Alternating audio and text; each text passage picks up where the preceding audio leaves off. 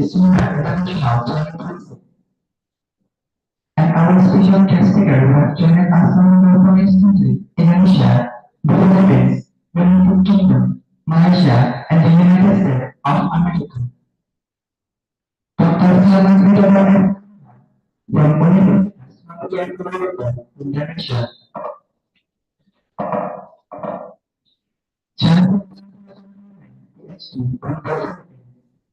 Mr. Ahmad Fikriati, SRL, from the United Kingdom. Malik Balkan Abdullah, PhD, from Malaysia. Professor of Miami, United States of America. And the most warm welcome all the participants joining us in person at the Universitas representative wherever we are connected. Praise and benefit due to our superhuman and blessing that have brought us together at this Thursday, the 18th of June 2026 in International Seminar with allowing Muhammad Kufur agenda. Ladies and gentlemen, represent the international corruption, and chamber and social. The fundamental coming together equality, official, representative, academic, civil and social purpose, exciting topic, and frustration negotiation and implementation. The seminar is the initiative community person attendance at the university and people for activity. They will achieve the only to present this project agenda. The first agenda is funding. The second agenda is presentation of the document. Agenda is the Shaya, Masculine and Female get worker. The third agenda is which at the opening ceremony. The fifth agenda is the sixth agenda is introduction of the model. The next agenda is maintenance of seminar, and the last agenda is closing ceremony. Ladies and gentlemen, ceremony approach narasumber. It's the and looking at the world process and the implementation. Let us begin by together. Bismillahirrahmanirrahim. Ladies and gentlemen, as an expression of gratitude and good prayer to this seminar shall be granted by the grace of Allah Subhanahu wa Ta'ala. Let us present with the recitation of the Father and Quran.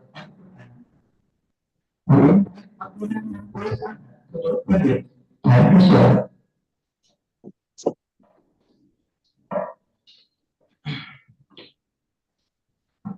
Assalamualaikum warahmatullahi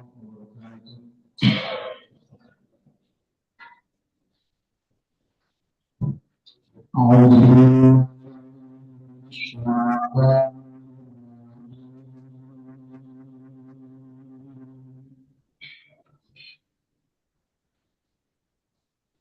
Bismillahirrahmanirrahim. وإذا حكمتم بين الناس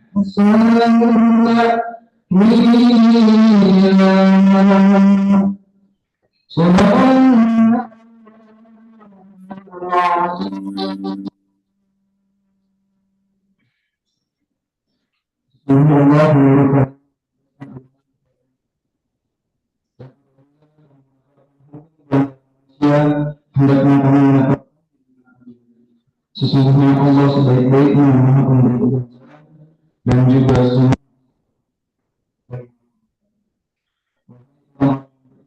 taatilah Allah dan taatilah Rasul dan ulil amri para pemegang kekuasaan di antara kita. Kemudian jika kamu berbeda pendapat tentang sesuatu, maka kembalikanlah kepada Allah dan Rasulnya. Jika kamu beriman kepada Allah dan hari akhir, yang demikian itu lebih utama bagi kamu dan juga lebih baik akibatnya. Assalamualaikum warahmatullahi wabarakatuh. Assalamualaikum warahmatullahi wabarakatuh.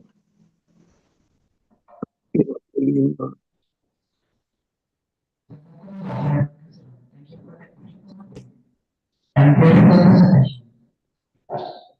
Ladies and gentlemen, the national of Indonesia, Mas Fatia, and Hinda untuk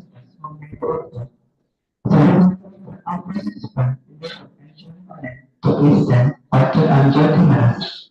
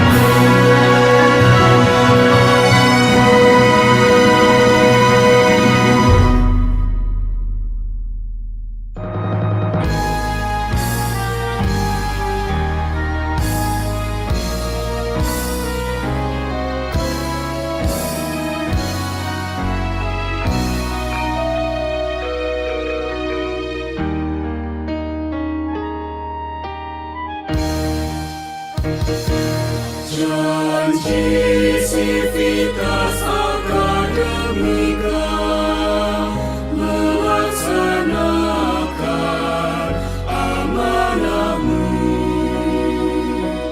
dengan kampus satria beriman membuahkan sejarah berbudi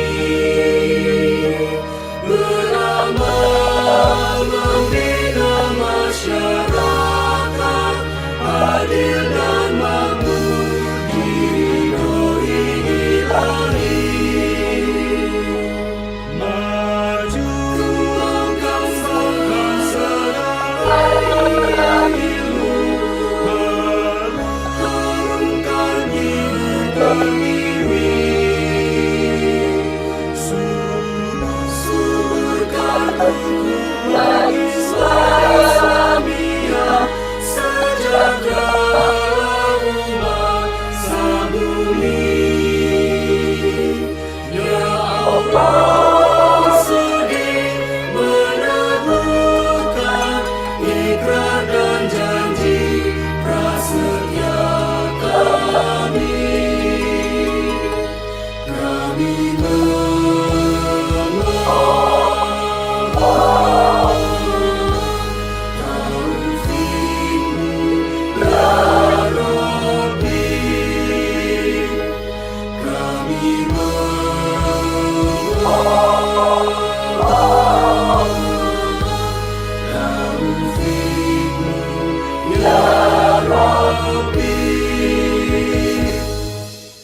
Thank you, everyone. You may sit down now.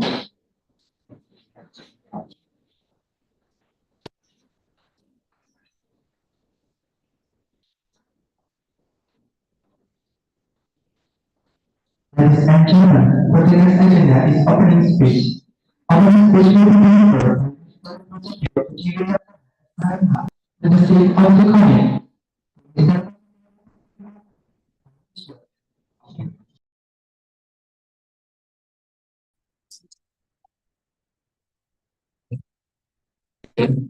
Assalamualaikum warahmatullahi wabarakatuh. Good morning, everyone. Distinguished member of faculty, undergraduate speakers, respect lecture, student, and all participants join us from offline and online. First of all, let us praise thanks to Allah for His blessing and mercy, so that today we are able to gather in this international seminar, the title Corruption, Money Laundering, and the Modern Economy, Challenge and Solution. On behalf of the organization, I would like to extend our respect and deep appreciation for these distinct speakers who have kindly accepted our invitation and shared their valuable expertise in this forum. Our appreciation goes to Dr. Slamet Wibowo from Indonesia. Please applause. Okay, and then Dr. Jan Vincent from Philippines. Please applause. Dr. Geraldine from the United Kingdom. Applause.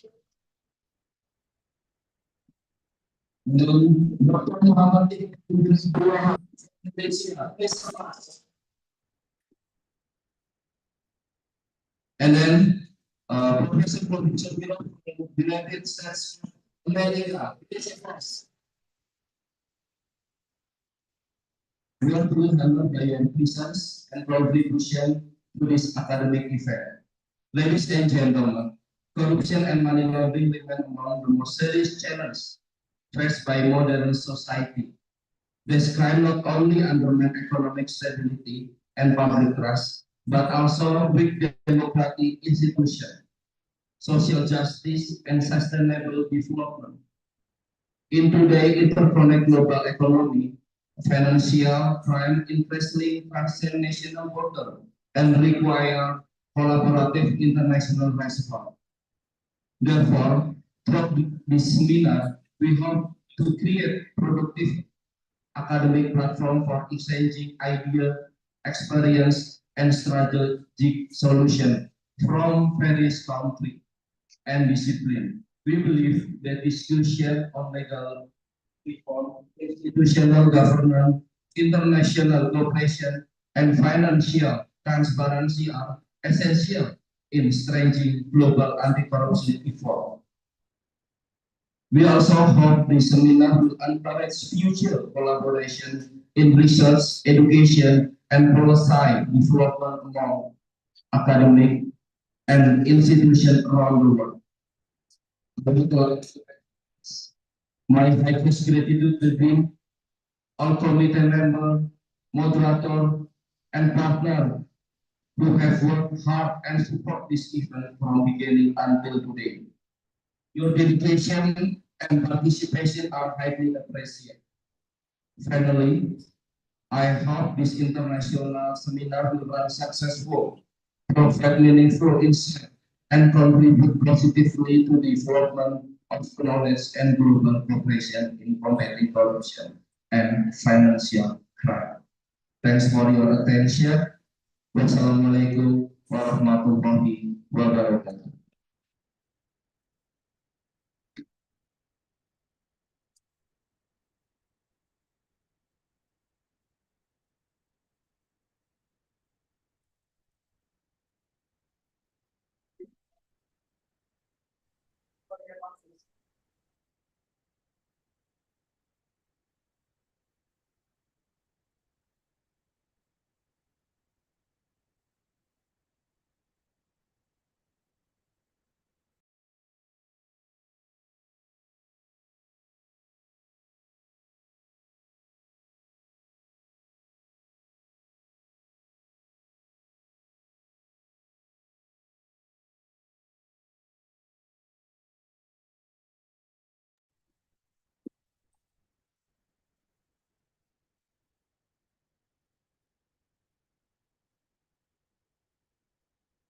Bismillahirrahmanirrahim.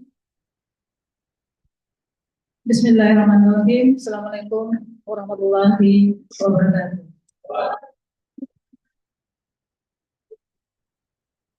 Honorable Christine, Head of Study Program, and all lecturers of the Faculty of Law, Universitas Muhammadiyah Purwokerto.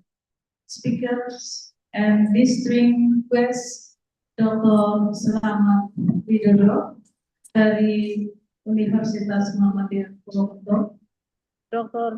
Jan Vincent S. Carmen from Philippines, Mr. Ahmad Novindri Aji, SHMMM, Dr. Muhammad Iqbal bin Abdul Wahab from Malaysia, Professor Dodul Sobiro, postdoctoral researcher at the University of Wyoming, United States of America, and all students of the Faculty of Law, Universitas Muhammadiyah Purwokerto.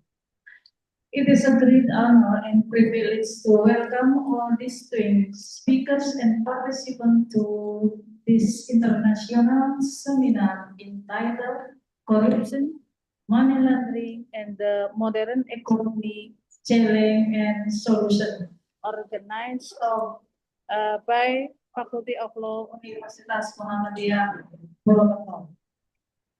This seminar has been designed as a platform for meaningful dialogue and knowledge exchange among experts, academic practitioners, policymakers, and students.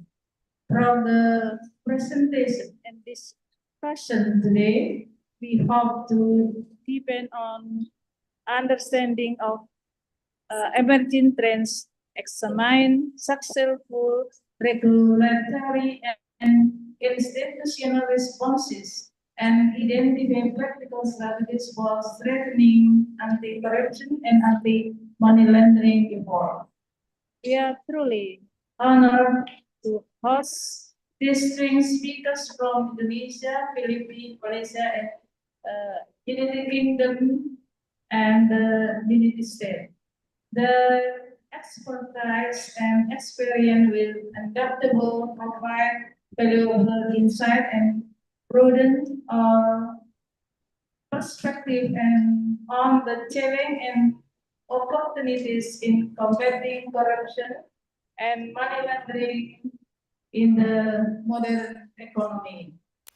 May this seminar foster productive discussion, strengthen international collaboration, and generate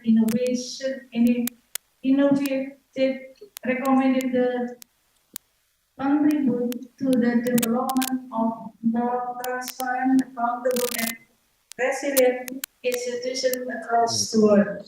Thank you very much for your attention. Wassalamualaikum warahmatullahi wabarakatuh.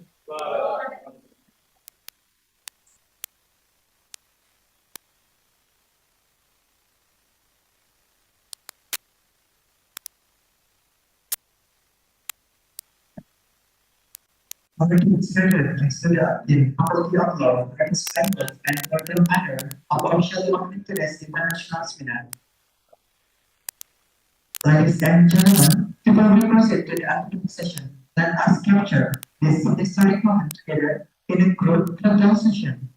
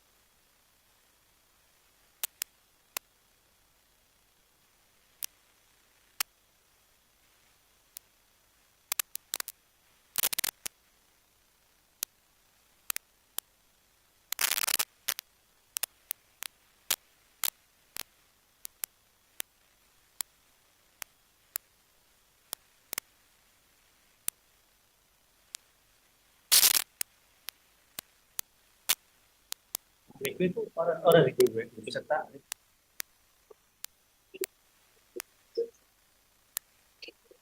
Ladies and gentlemen, we can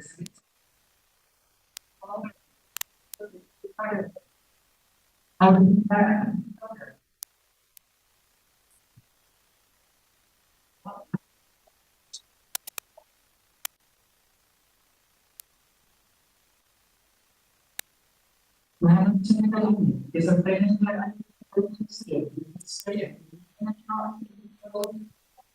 established in various international programs, including the International Scholars Program, ASEAN NASO in Malaysia, organized by University Sains Islam Malaysia, University Technology Mara, and University Malaysia Cairo in September 2023 and 2024.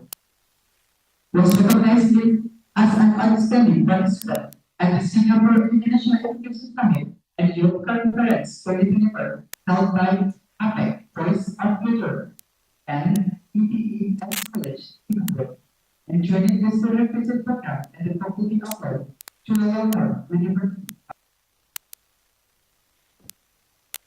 For his appointment and contribution, he received the first place winner Best International Assignment Award at the English Enrichment Program, Graduation 2024. He was also recognized as the most active delegate in ISEC Future Leader 2022.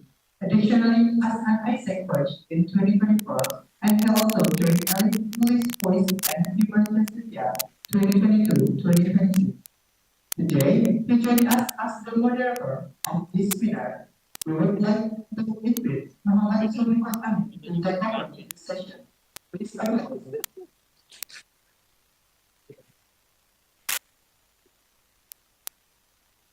Thank you very much. Assalamualaikum warahmatullahi wabarakatuh. Good morning, the Honorable Dean, the Vice Dean, and all member lecturer of the Faculty of Law, our distinguished speakers, ladies and gentlemen, is Friday. Pleasant morning to all of us joining both sides in the Baidowi building and also online via Zoom. Welcome to the International Seminar, Corruption, Money Laundering, and the Modern Economy Challenges and Solutions, held by the Faculty of Law, Universitas Muhammadiyah Bogor.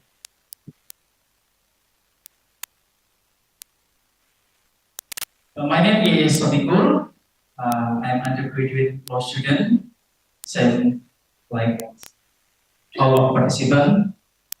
It's a truly an honor for me to be a moderator today, accompanying you through this meaningful discussion with our distinguished speakers. The House of Rules, before we begin, allow me to share a few quick reminders. Please kindly mute your phone during the presentation session to ensure clear audio for everyone. And we will open for question and discussion after each presentation. So please record your question and let's educate ourselves and each other today. Our first speaker today is Mr. Ahmad Afidri. Mr. Ahmad Afidri, are you hear my voice? Yes, am I audible? Check. Am I audible? Apakah suaranya terdengar?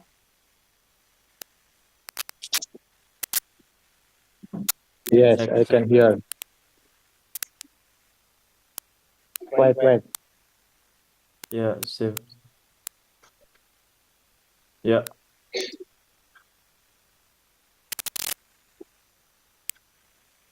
siap. Cek.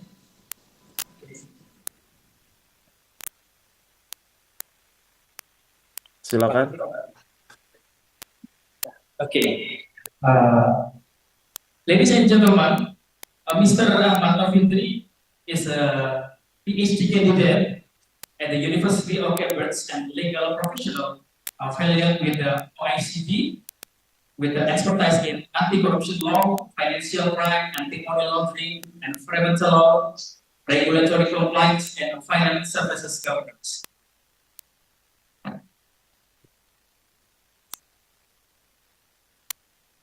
Drawing upon his academic research professional experience as an Indonesian qualified attorney and UK registered foreign lawyer, he is expected to share insight with the presentation with the title Natural Resource Corruption as an Extraordinary Crime, Challenges of Law Enforcement in Indonesia.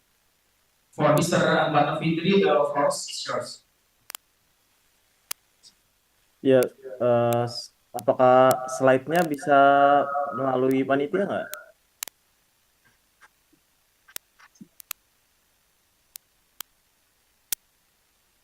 Izin untuk slide-nya apa bisa dari panitia?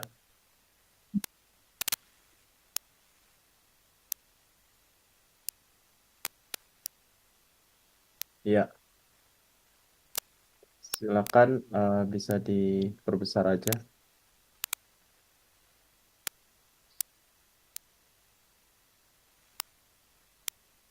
Ya. Maybe you can just slideshow mode.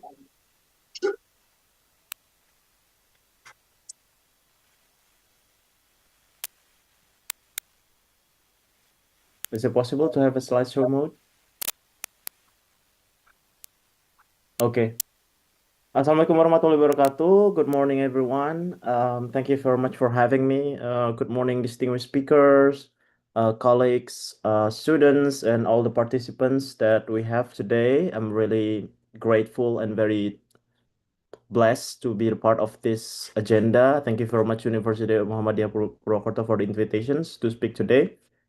And then before we talk about corruption, first of all, I think I would like to show you this image that probably among of you have seen somewhere online or on social media. So this is not a wildlife sanctuary or not a zoo.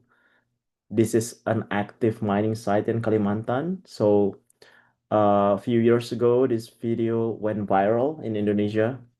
An orangutan appeared in the middle of the mining area, looking confused and disoriented, and then somehow looking lost. And then the person who recorded the video said that the orangutan looked lost. He didn't know where to go because the forest was disappearing. So this is very concerning. And I think for me, this image captured something much bigger than environmental destruction, especially in my home country, our home country in Indonesia. And then it raises a big question for us. How is it even possible that this could happen? Because as we know that Indonesia has environmental laws, we have law enforcement, we have police, we have, all the people that should have protected our nature. We also have the licensing procedures, and we have, our agencies, we have KPK, we have, ministers of environment, but the forests continue to disappear, especially in this particular area. And often the answer is not simply because of the weak regulations, but sometimes the answer is corruption. So the presentations today, I would like to explore how the corruption enables and facilitate environmental destructions, and why natural resource corruption should be treated as an extraordinary crime. Next, please. Before we discuss further on my research, I would like to briefly introduce myself. I'm originally from Lampung, Sumatera. I went to University of Lampung. Just like you guys, we come from a small university, but I have studied overseas before. I did my LLM at Georgetown and then continued my master at Cambridge, and then now I'm doing my full-time PhD research at Cambridge. But I'm currently based in Washington, D.C. now for summer because I'm currently working at the IMF for my fellowship program on the issue of environmental corruption as well. And then besides my PhD research at the University of Cambridge, I actively write topics and issues and publish articles on corruptions and environmental governance, financial crimes, and also policy. Next, please. I think what I suggest is that, like, something that I believe that the research should not just stay inside the university, and also not just stay with people who care about the topic. But I think as a researcher, it is our responsibility is not to only just publish journals or articles, but we also have to communicate our findings to the public and policymakers, and through the journalist point of view and civil society. Can you next? So some of the ideas that I would like to present today came from both academic research and also my engagement with public debates in Indonesia on environmental corruptions. So basically, these presentations is based on a book chapter that I co-authored with Pak Laude Sharif. He's the former commissioner of KPK. And then basically, this chapter examines corruption in Indonesia's natural resource sectors, especially in mining, forestry, and also fisheries. And then today, I'd like to argue that the natural resource corruptions should not only be understood as a economic crime or standalone economic crime, it is also an environmental crime, a governance challenge, and ultimately a threat to the sustainable development and environmental justice. Can we see the slides? Can everyone see the slides? Yes. Yes, okay. The next one. You can see from the map, Indonesia is actually one of the world largest nickel producers in the world. And even like over 50% of nickel producers are originated from Indonesia. And we also possess some of the world's largest tropical forests, and we have one of the largest marine territories on the planet as well. And on paper, I think we should be a tremendous advantage for Indonesia, especially economically, but somehow there's a paradox behind that. Many resource-rich regions, like Indonesia, remains economically vulnerable. We lost lots of environment, and also environmental degradations continues. There are lots of issues and conflicts over lands and resources, as well as the governance issues. And I can see that this phenomenon is often referred as the resource curse. And then the natural wealth does not automatically lead to prosperity, as we all know, because I think, in fact, that without good governance and also transparency and accountability, it can become a source of corruption and conflict among its nations and our nations. So I see that as a paradox forms as the starting point in our chapter. Next. On why natural resource corruptions is extraordinary, because what I say in our chapter is that most of people think that corruption is just merely a bribery. For instance, like someone pays money and someone abuses their positions or abuse their power, or the state lost money, and etc. But I think natural resource corruptions is much more serious than the ordinary corruptions, because the damage and also the impact could extend beyond the financial losses. For instance, like when corruption occurs in mining sectors or forestry sectors or marine sectors, the environmental damage incurred because of that becomes irreplaceable. So basically, when corruption affects the environmental regulations, the local communities also lose the access to their livelihoods and also resources. They lose their job, they lose their livelihood, and also they lost the quality of life that they're supposed to get. So basically, natural resources corruption is simultaneously as an economic crime, an environmental crime, a governance crime, and arguably a human rights issue. So it's all connected, interconnected. As a consequence, the consequences are often irreversible. So because I think that money can sometimes be recovered, but the environment that has been destroyed or ecosystem that has been destroyed will never be restored. Next one. And then in our chapter, we focus on three sectors. First is mining, second is forestry, and the third is fisheries. And at the first glance, these sectors looks very different. But when we examine the cases closely, we found that the same governance pattern repeatedly. And for instance, like in mining sector, corruption could facilitate extractions in a protected areas. Meanwhile, in forestry or in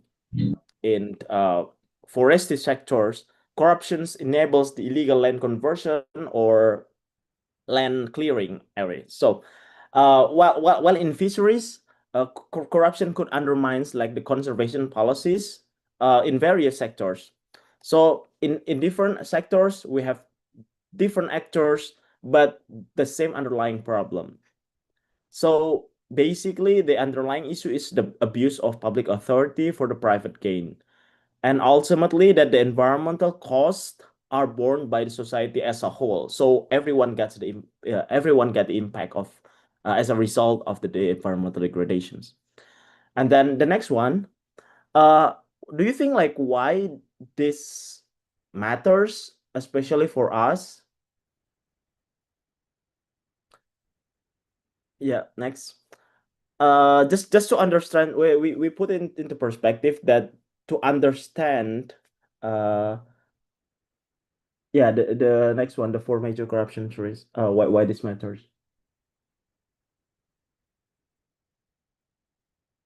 Yeah, just to understand the scale of problem, let me briefly highlight some key examples that I already mentioned, as you know, like a forest sectors. Like for instance, like the recent government reviews identified like millions of hectares of palm oil plantations in Indonesia operating unlawfully within the forest area, within protected forest area. So basically, this tells us that we are not dealing with isolated incidents. So we are dealing with a systemic governance failure. And the second, for instance, on the nickel industries that we have understood for the past, few months that we have learned in Raja Ampat, for instance, like one of the most important marine biodiversity areas, protected area, highly protected area, the mining activities spark major controversies and also permit reviews.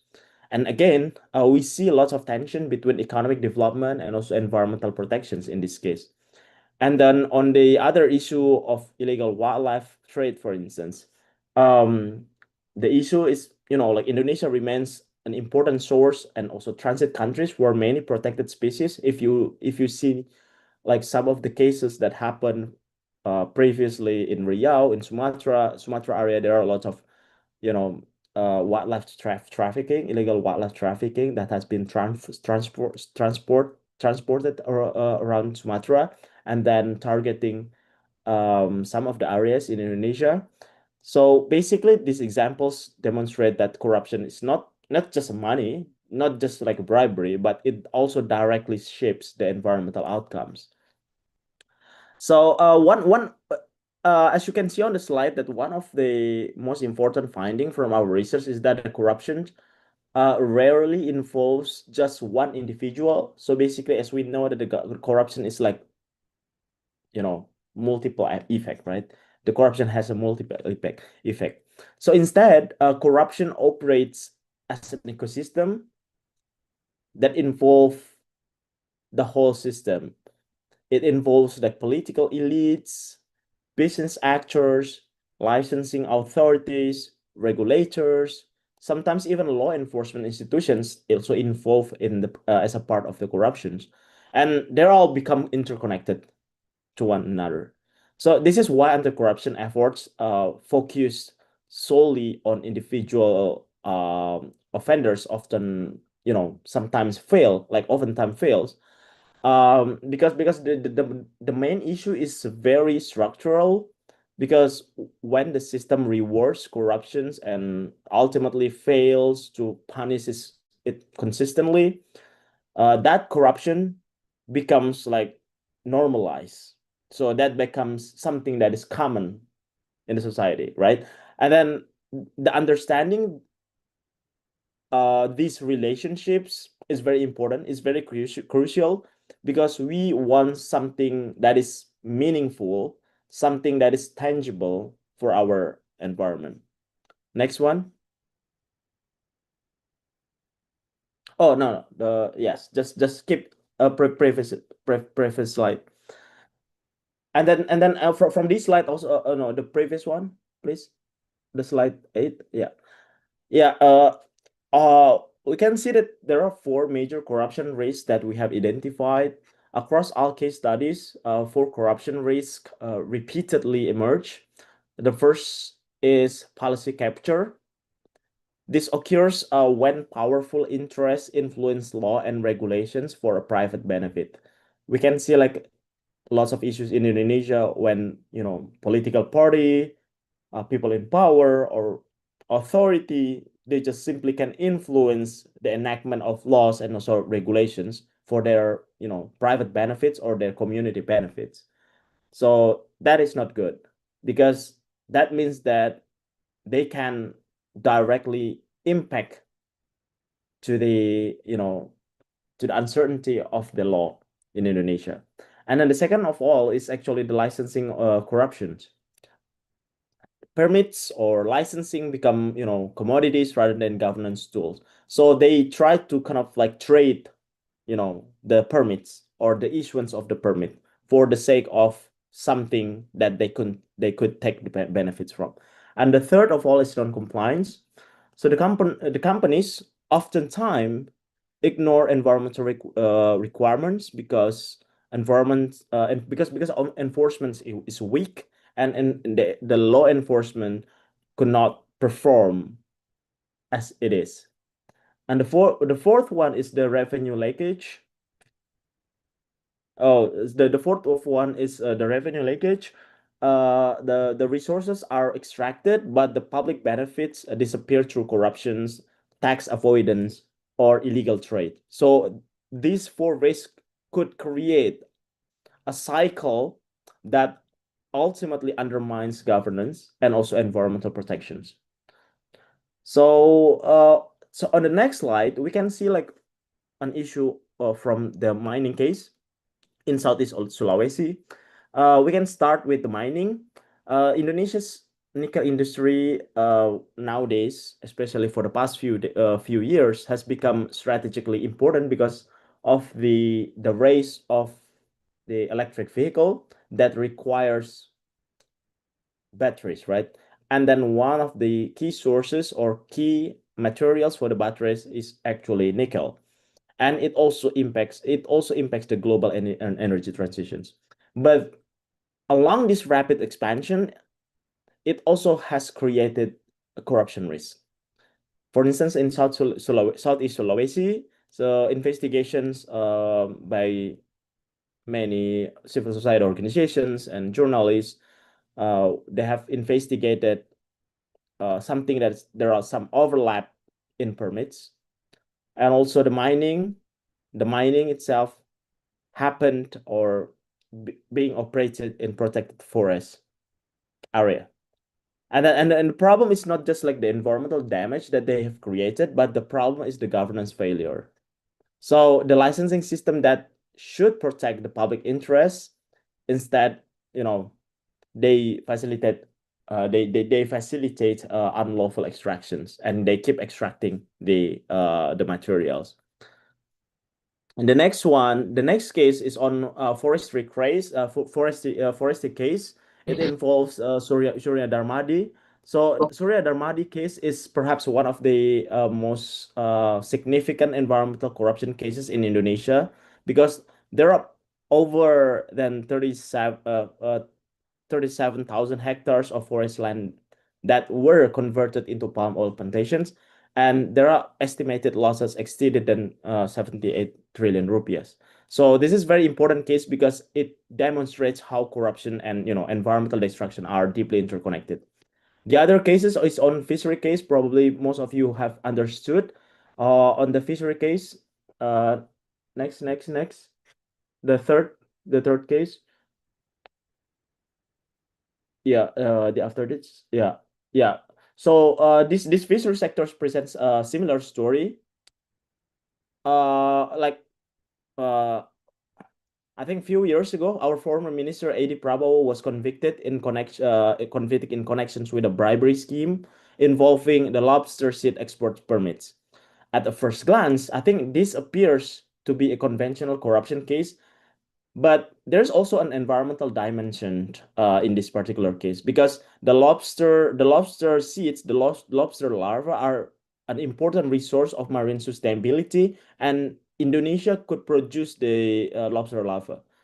But the thing is that because our regulations banned the export of this particular lobster seed, it happened that when the licensing decisions are influenced by corruption rather than conservation principles, the ecological consequences could follow. So I think this case could remind us that corruption can also undermine the marine governance just as much as it undermines forest and also mining governance.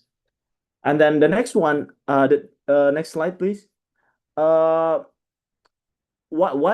do law enforcement struggle in this case? There are lots of questions being asked, like if we already know that we have lots of problems, these problems exist, why they're so difficult to address? So basically the answer lies partly is in institutional weaknesses, because the weakening of the KPK regulations after 2019 amendment is one of the key example that KPK has been declining in terms of like their power and also authority and their independence. We also see selective enforcement, lots of political interference, political influence and regulatory capture, and also overlapping institutional mandates. And in many cases, enforcement agencies face very big, powerful economic and political interests in these particular regimes. And as a result, legal frameworks may appear strong on paper, but in practice, it remains weak in practice. Next slide. So basically, Indonesia now plays a very important role in global energy transitions because we have lots of rare minerals and also nickel and also cobalt and battery minerals, and these resources are increasingly important, especially with the rise of technology, AI, and those types of the semiconductor materials. But also it creates a new challenge for us as Indonesians. Can we say that the green transitions truly be sustainable if corruption remains embedded within the extractions processes? We all know that transitions to renewable energy is very important, it's very crucial. But I think if the environmental destructions or community displacement and corruption continue, then the transition might not be as green as we claim. That is why some scholars call green corruptions. Next. And then based on our finding, we propose several reforms. First is basically to strengthen the beneficial ownership transparency. We need to know who really controls resource companies. Without any transparency and accountability, it won't go anywhere. The second of all is actually strengthen the anti-corruption institutions. We know that we have KPK, we have public prosecutor, we have national police. I think the idea is basically to increase the coordinations among the institutions, to increase the capacity building, and also to increase their understanding on the environmental corruptions. And the third is actually to improve environmental law enforcement. We have to add more key personnel understanding and also their capacity development. The fourth is actually to improve coordinations between agencies. So they're all coordinated. There won't be any overlapping within the institutions. And the last one is to empower civil society, journalists, and local communities, because they play a key roles in actually becoming the stakeholders and also whistleblowers. And many major environmental corruption cases in Indonesia were first exposed not by the government, but mostly by the journalists, by netizens, by civil society organizations. So I think accountability requires a very strong participation. And to conclude, let me conclude by one key message. The nature of resource corruption is not simply a financial crimes, as I mentioned earlier. It could destroy public wealth. It could destroy ecosystem. It weakens democratic governance, and also ultimately it harms the future generations. So as a result, can we change the slide?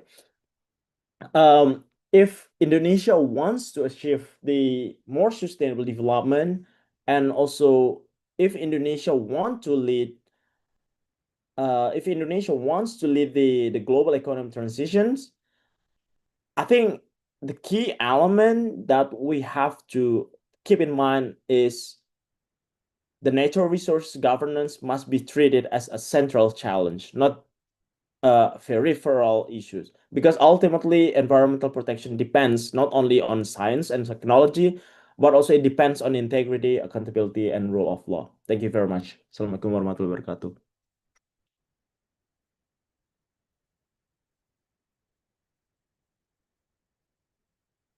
I will give the time back to the moderator.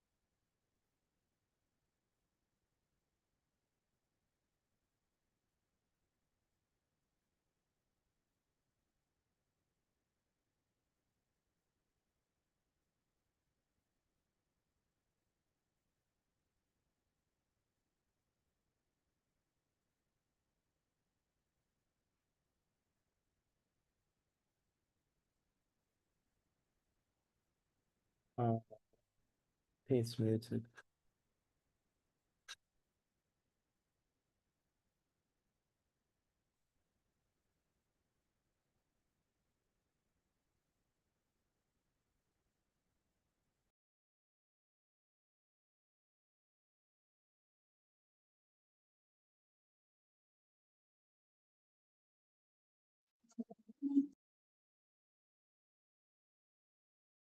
Hear me?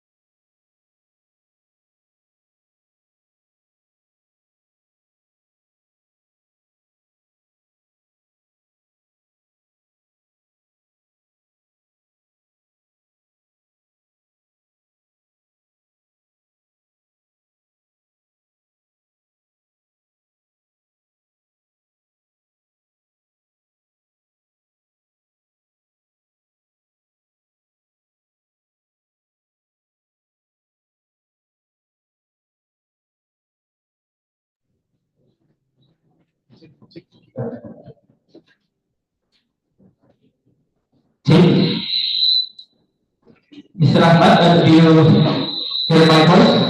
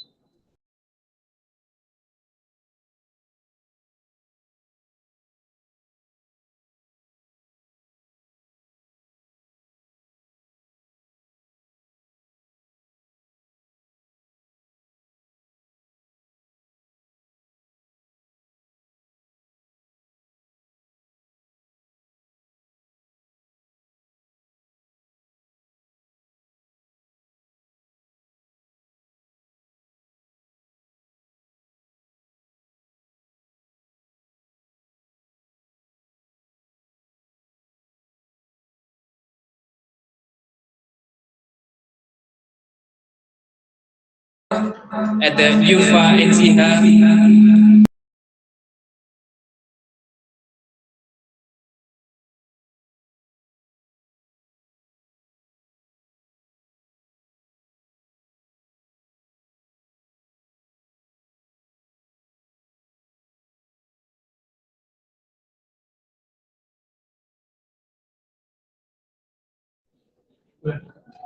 C.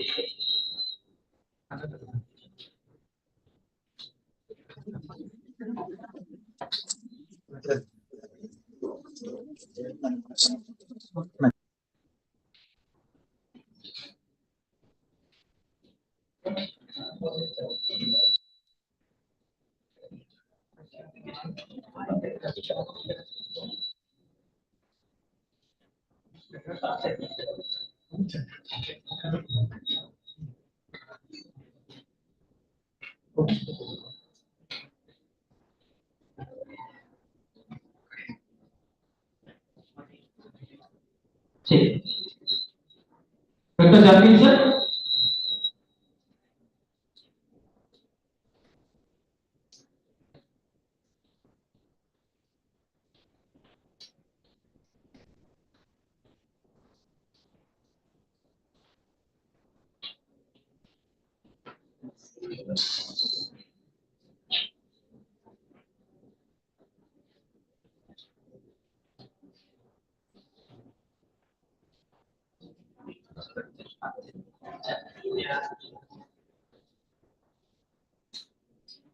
Dr. Jafrison.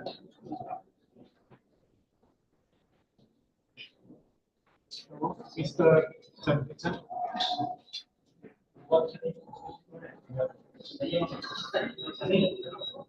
Mr. Jafrison.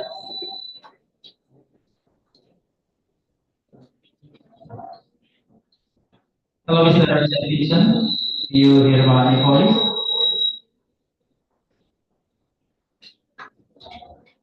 Meskipun unmute juga. Ya. Maybe we will to the next speakers. Our next speaker is Dr. Slamet Widodo, SHMH. They are from the Faculty of Law.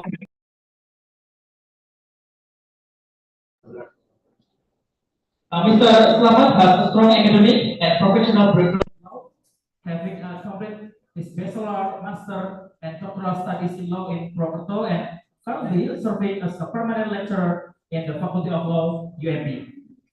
He also brings a practical legal experience from his previous role in Kampori Saudara, and until today he is a lawyer. Dr. Slamet, the time is yours. Thank you, moderator. Assalamualaikum warahmatullahi wabarakatuh.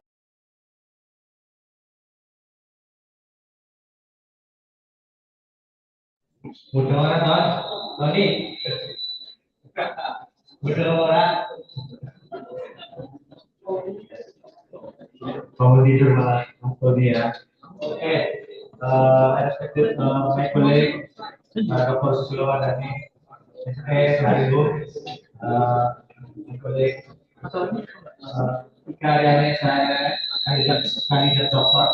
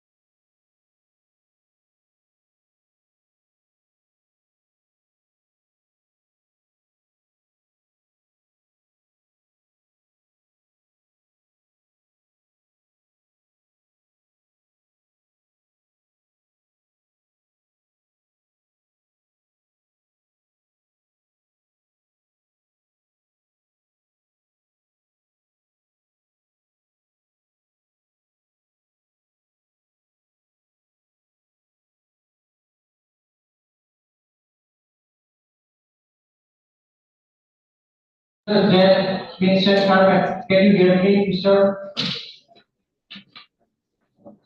It's correct. Yeah. And then our colleague Muhammad Iqbal bin Abdul Wahab from Malaysia. Can you hear me? Yeah, I can hear you now. Okay, thank you, sir. And then respected from Bogor Subiro from State. I hope you can listen and join to enrich the international guidance. And thank you for Ahmad Fidri Haji SLM for the sharing material. Today I will discussing topic that sits at the heart of Indonesian economic identity.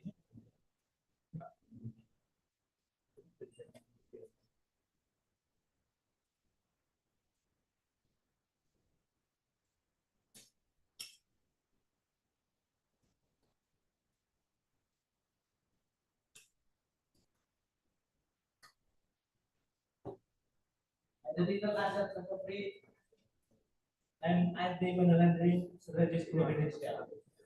Next slide.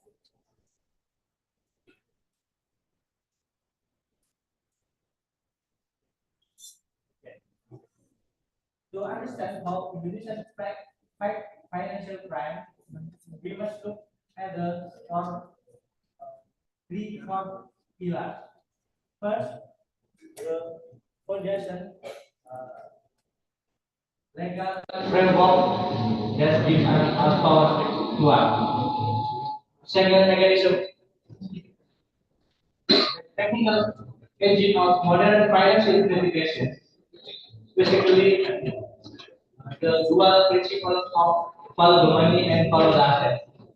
And the third, the institution and the future, examining the role of Indonesian financial transaction report and analysis center, and we can call PPATK or Corruption Eradication Commission, we can call KPK, and the Attorney General Office, we can call General Attorney Kejaksaan Agung, as well as the others which will face.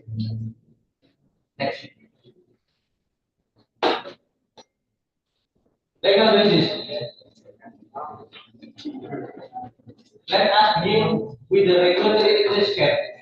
Indonesia has primary act against financial crime, Islam number X of 2010, and addition there is a law on corruption offenses. Let us begin with the context. Money laundering is not a breaking the certain crime. It is an extraordinary threat that destabilizes economic and undermines public trust. When illicit funds flow freely, they distort market competition and weaken public institutions. As part of global community, Indonesia cannot stand alone. A monumental milestone in our journey occurred recently when Indonesia achieved full membership in Financial Action Task Force, or FATF. This is not just a badge of honor. It is global recognition of Indonesia compliance and seriously commitment to combating financial crime at international level. We have fundamentally shifted our law enforcement mindset. We are moving away from merely punishing the person to aggressively recovering the asset. Next.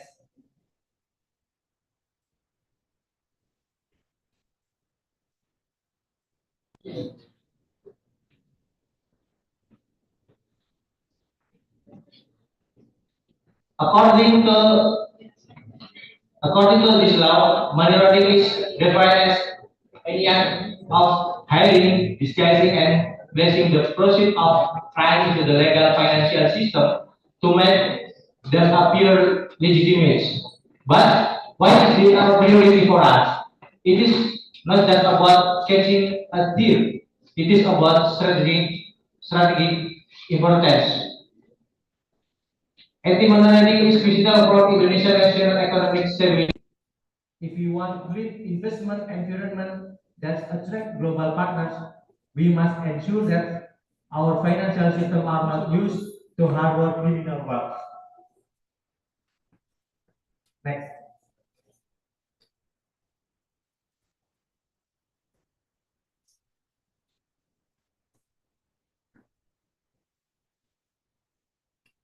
However, while tracking money is the method, the recovery as asset is our ultimate goal.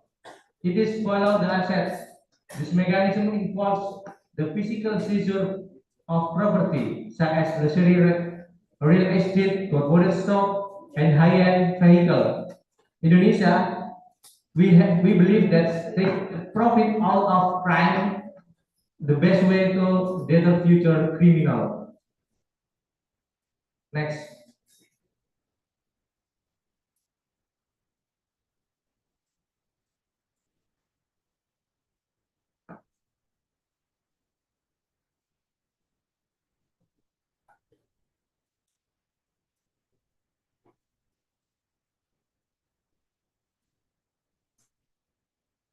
The brand of this operation is PPATK, also in Indonesia Financial Transaction Report and Analysis Center, as Intra.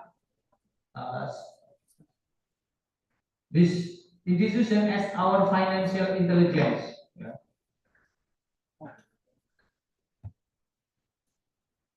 PPATK is responsible for detecting suspicious transactions and analyzing financial trends.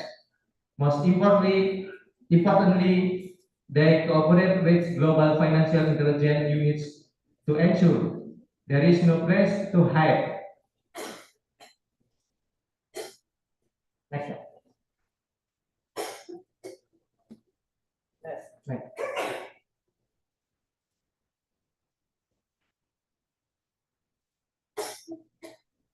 This is comparison. Summarize the difference.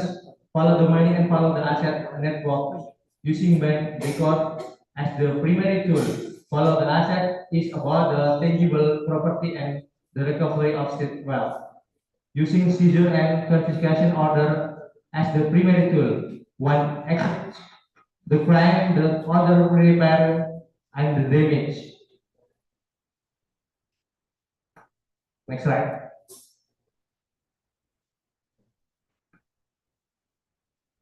The recovery process, journey from a crime to recover asset follow the strict legal path. Number one, tracing. Tracing, the meaning is identifying where the money went. Second, freezing. PPATK or bank block, the transaction and official general attorney. Number third, seizure, APK or attorney general official legally confiscate the property. And ultimate auction. The assets are sold and currency is returned to the state treasury. Next.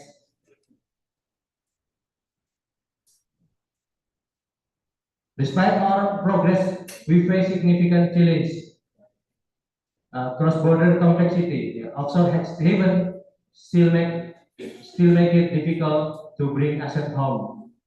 Virtual asset, the rapid cryptocurrency and non-fungible token has created high speed, high way from money laundering that require new expertise.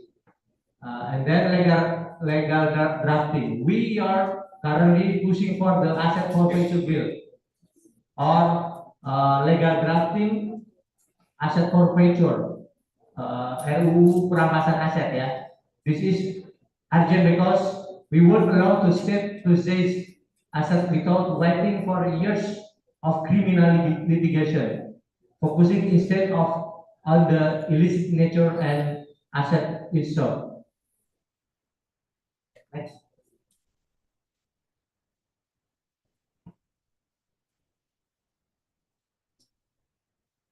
In conclusion, modern anti-corruption approaches are moving toward one simple, powerful principle: crime should not to pay. Yeah, crime should not to pay. Crime doesn't not pay. Crime doesn't pay. When they take away the wealth, we take away the incentive for the crime. I don't think. Terakhir.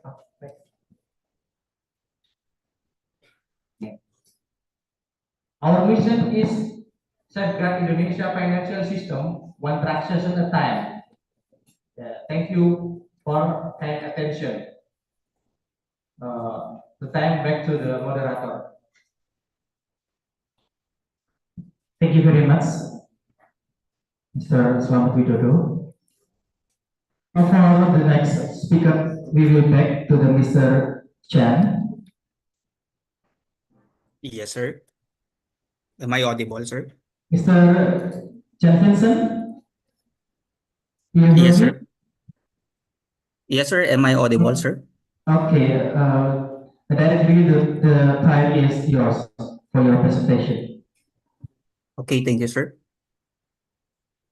So may I request the team to present my topic?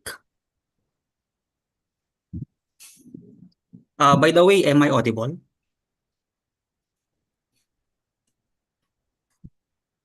Hello, am I audible, sir?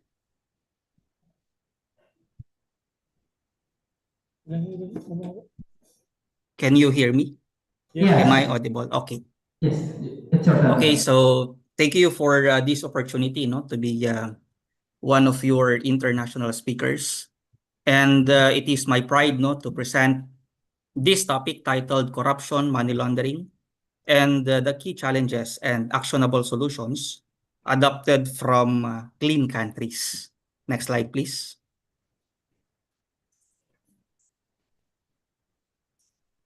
Okay, so this is the outline of my presentation. First, we will be discussing corruption and money laundering. So I know and I believe that the majority of you are very much aware of the concept of corruption and money laundering, but we will just be having a short review, on this term so that we could be able to know how to control or to curb them. Second outline. We will be discussing the impacts of corruption and even money laundering. So we will start on its global impact, its impact on the Philippines and even in Indonesia. Third topic would be, next slide please, next please. The key challenges, of corruption and money laundering. And then the fourth one would be the actionable solutions, So as I said, these are the strategies that were adopted from clean countries like Sweden, Denmark, Singapore, and other top countries. And the fifth one would be the key takeaways. We will be summarizing, the key points and the main, points of this presentation or topic. So next slide, sir, please. So first, we're going to discuss, corruption and money laundering. So we will try to understand its basic concept. Next slide, please. So I want you to look at this table, So this is actually a data coming from different sources, We have the following indicators here. We have the total annual cost of corruption, the total annual value of money laundering, the corruption perception index, and the approximate recovery rate. So we have to deal with the global data and regional data focusing on the Philippines and Indonesia for comparison purposes. So if you take a look at the table, the total annual cost of corruption or the total amount of money that are being stolen or lost due to corruption amounts to 2.6 trillion US dollars annually. So it's a very huge or a huge amount of money. In the Philippines, the estimated amount of cost of corruption is 700 to 1.6 trillion pesos annually. And in Indonesia, according to the Indonesia Corruption Watch, the annual losses, due to this corruption reached 10 of millions of Indonesian rupiah. In terms of money laundering, the total annual value of money laundering, or the amount of money, that is being processed, by means of money laundering scheme amounts to 800 billion to 2 trillion US dollars, annually in the global perspective or level. That is according to the UN Office on Drugs and Crimes. But according to recent research by Napier Al in 2025, the annual value of money laundering now amounts to 5.5 trillion per year US dollars. In the Philippines, so it's still a huge amount. It is hundreds of billions. The estimated amount is hundreds of billions. Whereas in Indonesia, the estimated amount or value of money laundering is trillions of Indonesian rupiah. Now, let's go to the 2025 Corruption Perception Index. By the way, if we talk about Corruption Perception Index, this is a global indicator that scores or ranks countries by how experts and business leaders see public sector corruption. So they usually use a scale of 0 to 100, 0 being the highly corrupt and 100 being a very clean country. And it is very surprising that in the global average, the score is 42 over 100, which indicates that corruption is worldwide. It is rampant all over the world. And in Philippines, also this is not surprising anymore, since I am very much aware of what we have now. Okay, our issue now in our country, So we scored below the midpoint, 32 over 100, and we are also tagged, as one of the corrupt countries, ranking 120 over 182. In Indonesia, you scored 34 over 100, which is also below the midpoint, which signifies or indicates that corruption is also happening and is rampant in your country. And it ranks 109 over 182. And in the approximate recovery rate of these stolen funds, in the global setting, it is about 0.1 to 1%, So minimal amount. And in the Philippines, it is less than 1%. And in Indonesia, it is less than 2%. So why is that? It has a very low number of recovery rate. It is because of the different challenges, that we are facing right now. It is not just limited on legal challenges, but it can be also attributed to cross-border challenges.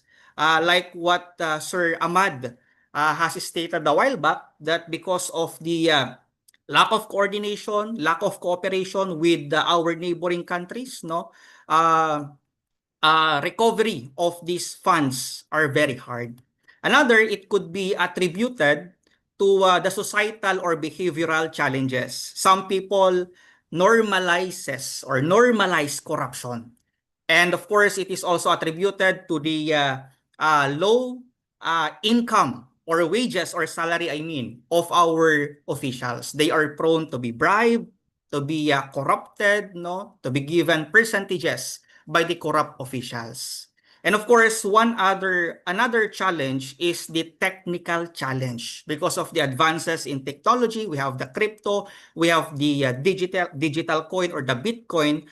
These platforms are somehow exploited, by our corrupt officials and criminals, in order to move or to process the money.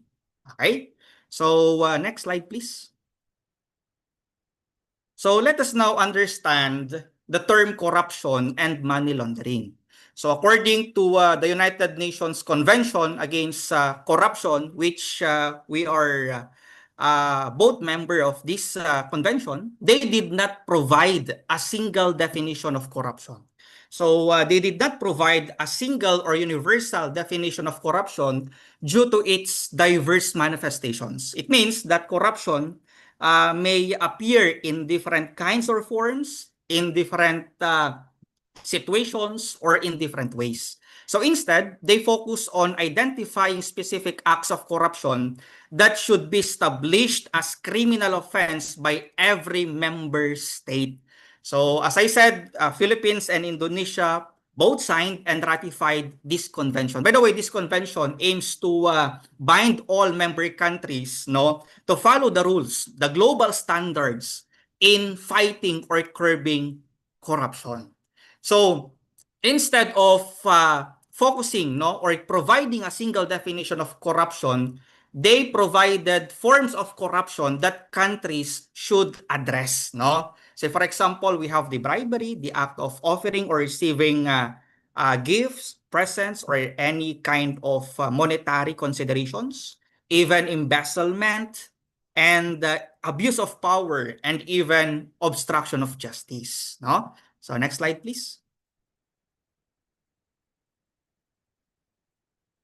So we all know that United Nations, no, provided a clear target, no, in reducing corruption and bribery. It can be found under UN Sustainable Goal 16.5. But even if this goal is in place, no, corruption remains to be rampant. Okay? That is why it is considered as one of the barriers or challenges to the 2030 Sustainable Development Goal. What is the main goal of the 2030 SDG? To end poverty.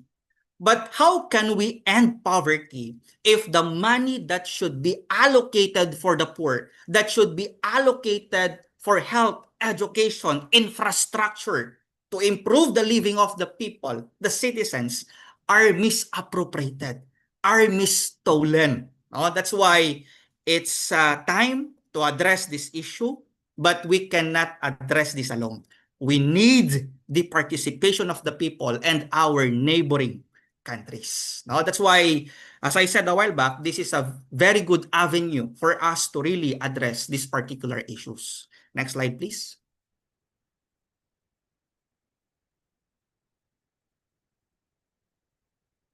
Okay. So in the Philippines, we have this own definition of corruption, but it is not deviating from what was given by that convention. Under the law, no, corruption is an abuse of entrusted power or public office for private gain. It is something that is being committed by public officers or employees who gets, no, the fund of the government, who cheats on government contracts, who accepts bribe, kickbacks, and even presents, no, from other people. So we have our main law, no, that fights corruption in our country. We have Republic Act number 3019. This law enumerates the specific acts or practices that constitute graft or corruption in the Philippines. So we have a more serious law, no, that punishes corruption. We have, if you are interested, you can search for Republic Act number 7080, which is the plunder law, wherein the amount of money that should be amassed, that should be taken by the public officer, should be at least 50 million pesos. I think it's equivalent to 14.65 IDR in your country. Okay? So next slide, please. Now, let's talk about money laundering. Money laundering is the process of turning a dirty money. When we say dirty money, it's not a literal dirty money, but it is something that came from unlawful activity, such as corruption, drug trafficking, human trafficking, and even terrorism. Okay? It is the process of turning or converting the dirty money for it to appear as a clean or legally earned money. So it means, no, as if this is the simple analogy, no, as if we are washing our clothes, no, we wash our dirty clothes in order for it to appear clean. But in money laundering, we are not literally washing our clothes. We are not literally washing our money, but we are applying steps or stages in order for that dirty money or illegal money to be converted or to appear that it came from a legal operation. Okay? So next slide, please. So we also have the vicious cycle, no? Why corruption remains to be, why corruption continues to exist? Now, why is it hard to stop corruption? Because of this vicious cycle, no? Because of this repeated loop. First, no, corruption creates illegal money, no? Receiving kickbacks, bribes, and so on and so forth. Money laundering hides it. Money laundering converts the money for it to appear clean. And of course, that stolen money, that money can now be used by the public officer to stay in the position, to stay in power. And if he stays in power, he could corrupt more. He could steal more. And the cycle continues. He will corrupt again. He will hide it again. He will stay in power for him or her to steal more. Okay? So that's the process. Next slide, please. Okay. Let's take a look at the stages of money laundering. So this is what I meant earlier, the money laundering scheme that I'm talking about. We have 3 stages of money laundering. Okay, first we have the placement, second we have the layering, and the third one is the integration. First step is placement. No? It is the act of putting the illegal money into the financial system. So it is the act of depositing the dirty money to the banks, e-wallets, and even remittance centers. Okay, second step would be the layering. So it is now the most complicated part. No, it is the act of moving, splitting, or changing the money many times across different places, accounts, and name, so that it would be hard to detect the trail or the footprint of the money. The purpose of layering is to break the link, to break the trail, so that the investigators would have a hard time detecting where the money originated. So this is the simple analogy. So let's skip that one. Next slide, please. Okay, so this is our examples, moving the money in different currencies and also converting it to Bitcoin or cryptos. Next slide, please, ma'am, sir. So I still have 2 minutes. Next slide, please. Okay, the last step would be the integration.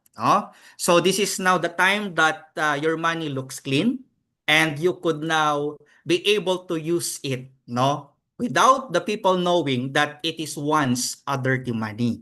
So basically, you could start up a business, okay? You could invest, and you will earn profit from that investment or business. Now, since your business or investment is legitimate, it would now appear that your income is also legitimate. People will not doubt that it came from unlawful activity, since the business itself that you invested, that you started, is a legal one.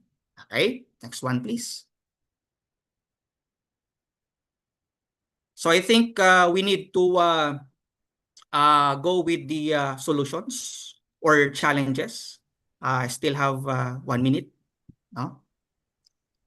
I'm very sorry. I did not constrict my presentation. No? So I thought I have 20 minutes.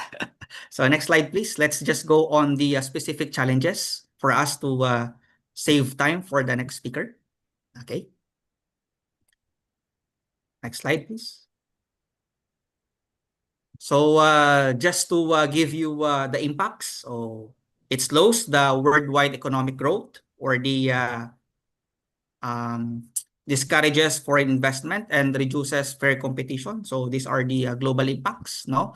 So there are a lot of consequences, no, that corruption and money laundering could give, no? So it can either be economic cost or even human cost. And the worst part of this one is that it could fund other serious crimes, no? It could start other crimes like terrorism. It could fund terrorist activities, drug trafficking, human trafficking, and the most recent one, no, cybercrime. Next one, please. The next one, challenges. Okay. So these are the key challenges of corruption and money laundering. So a lot of you would say or would ask, why is it hard to stop? So these are the common challenges. First, because of our cross-border complexity and different laws. So I believe that each country has their own laws, which make it hard to uniformly address the issue, because some laws provide a strict financial privacy, whereas some countries do not. That's why criminals exploit these differences and choose a country that has a strict financial privacy. Okay?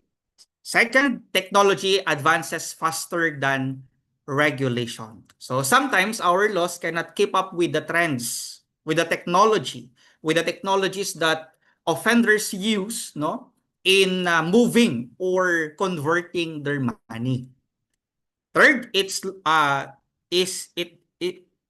very slow international cooperation and asset recovery. And lastly, weak enforcement, as what Sir Ahmad has stated a while back. It is attributed to the lack of resources, lack of training on the part of officers, and also some officers lack political will to enforce the law. There are some instances like that. Next slide, please. Okay, so in our country, these are the specific challenges. We have a very strict bank secrecy law. Okay, so bank secrecy law or the bank deposits in our country is absolutely confidential. There are only 3 strict exceptions, when to inquire about or to look at the bank deposits or bank accounts of a certain person. First is if the depositor gives consent. Second is that if there is an impeachment proceeding against that person or impeachment case against that person.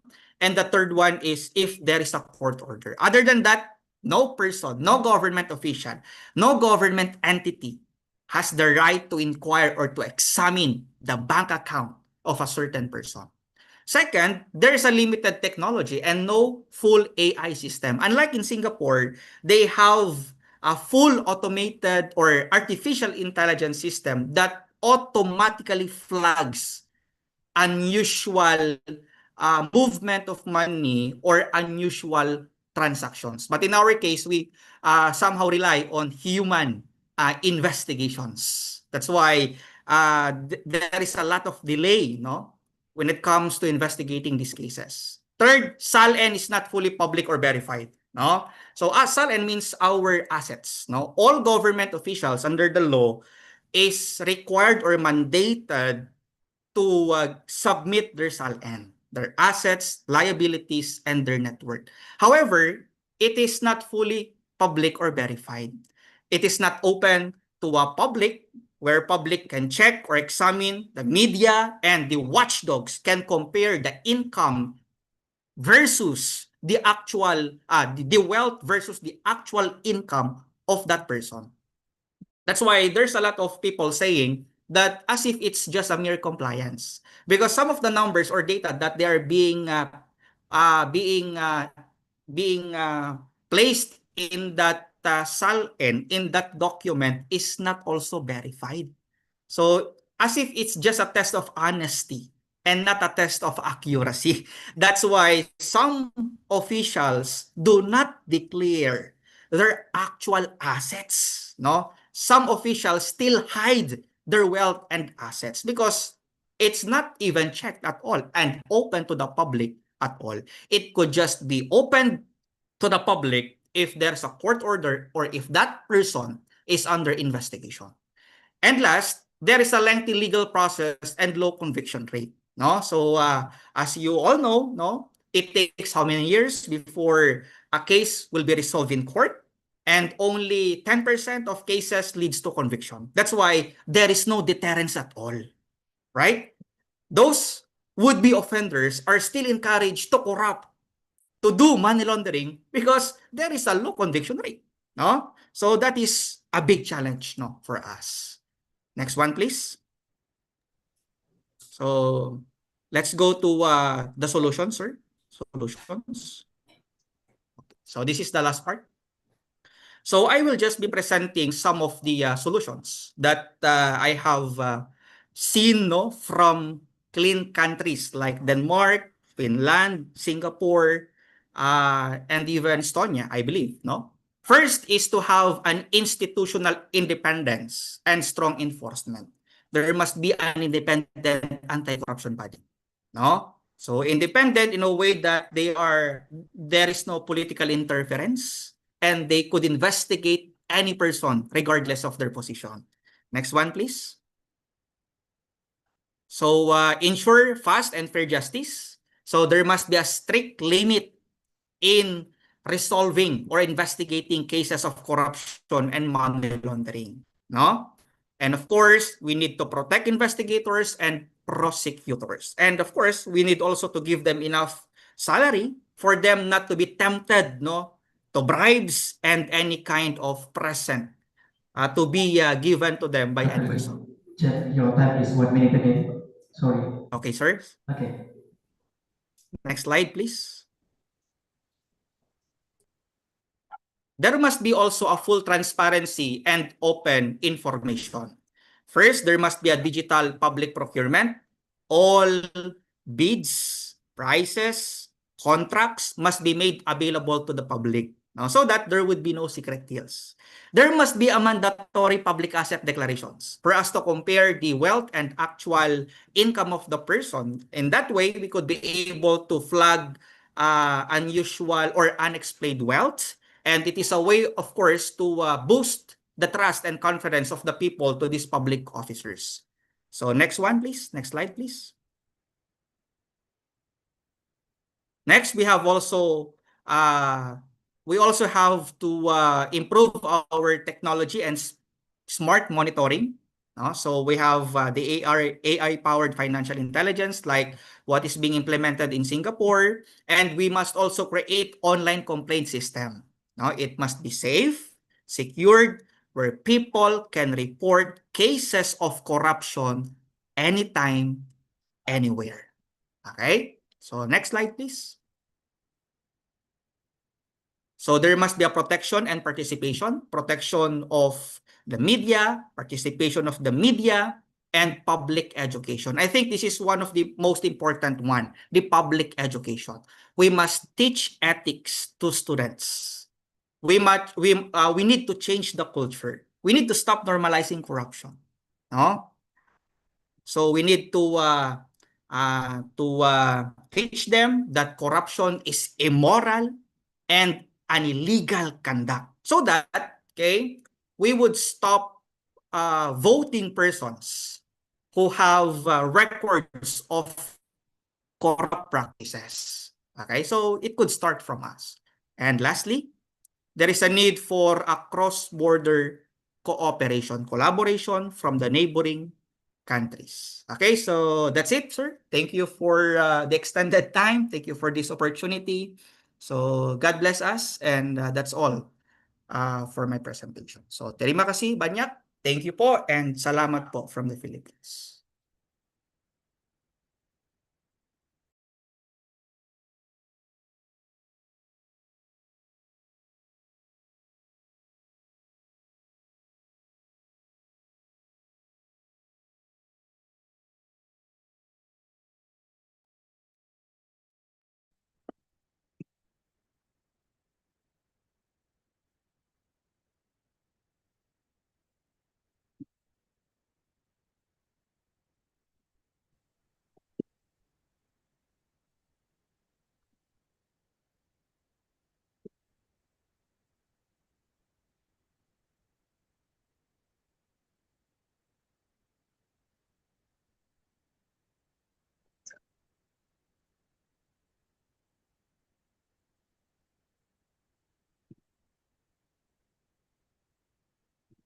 Okay.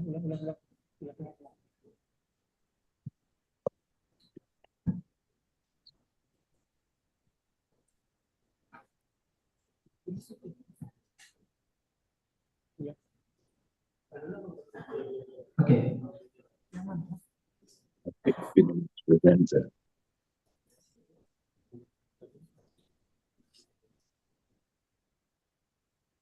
Hello, are you hearing me?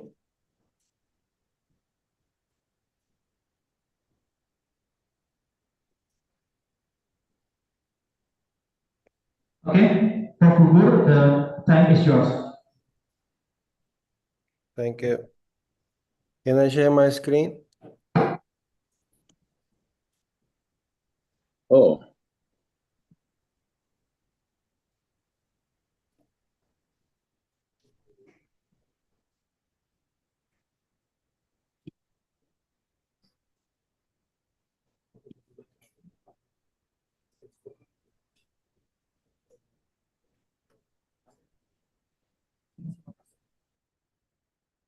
Assalamualaikum to everyone.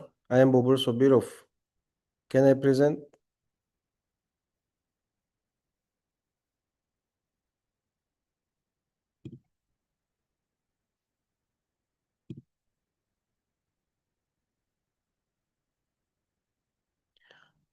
Hello, are you hearing me? I just want to know if I can start my presentation. Yes, Prof. Okay. Time is yours. Assalamualaikum warahmatullahi wabarakatuh to everyone. I am Bobur Sobiro. I am PhD on economics, docent. I am working at Washington University of Science and Technology in USA. So today's my presentation topic is about institutional reform and anti-corruption governance in transition economies. I got some points from Central Asia. Mostly today I would like to talk about transition economies, corruption, the core challenges, global corruption index, key reform models and frameworks, digital governance and anti-corruption tools, civil society and protection, and I put some statistics from Uzbekistan. That is a country from Central Asia where I was born. So what are the transition economies? Personally, I would like to provide information about it in 4 different digits like structural point, then institutional, governance, and social. According to structural one, it is privatization of state enterprises, price liberalization, and removal of trade barriers. So what I mean by this is that mostly during Soviet Union time in Central Asia and in post-Soviet countries, most of buildings, most of, let's say, enterprises were on behalf of government. So after getting independence in 1991, most of these countries, 16 countries, got opportunity to make privatization of state enterprises in order to make better economic possibility. So we say in Uzbekistan, this is independent market. So you can put any price and you can organize any kind of business when you have support from government, when you are working according to the law and policy. So the second one is building market supporting institutions, courts, property rights, and regulatory bodies. So during 34 years, we have been working on institutional basis. And the next one is governance, transition from party state control to democratic accountability and rule of law. And the last one is social point, so managing inequality, unemployment, and public trust during recruiting. So these points are very important. And according to me, this question could be very important. What are the transition economics and how structural change in post Soviet landscape? Because of, let's say, 16 countries independence after Soviet Union collapse, lots of these countries got independence, and during this independence they paid attention mostly on structural shift and institutional framework. As I said, structural points are very important, and these 2 major points were there according to the systematic cost of transitional corruption. Why corruption halts transition is the first one is FDI deterrence, erosion of trust, and inequality of reinforcement. And you can see the statistics of global statistics of IMF according to my slides. And corruption, according to the core challenges, is not just in IMF but also in CPI score in Eastern Europe, and also countries in region showed no significant progress. So due to this one, I got kind of a conclusion from this slide is that deters foreign direct investment and undermines economic competitiveness.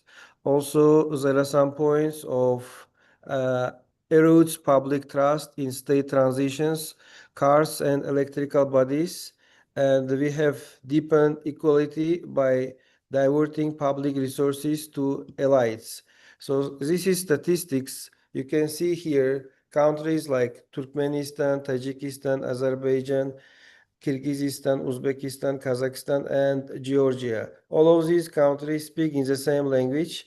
After post-Soviet Union points, these countries got lots of, let's say, global CPI during 2024-2025 Central Asian snapshot. You can see mostly Kazakhstan, Uzbekistan, and Georgia getting better results, while Kyrgyzstan, Azerbaijan, and Tajikistan getting lower, and the lowest one is according to the statistics. So to get this kind of statistics and support, they did kind of strengthening of digital infrastructure, improvement of cybersecurity systems, and they did protection of operational stability. So due to this one, key institutional reform models and from frameworks coming on these different, let's say, structures and strategy. The first one is independent of anti-corruption agencies.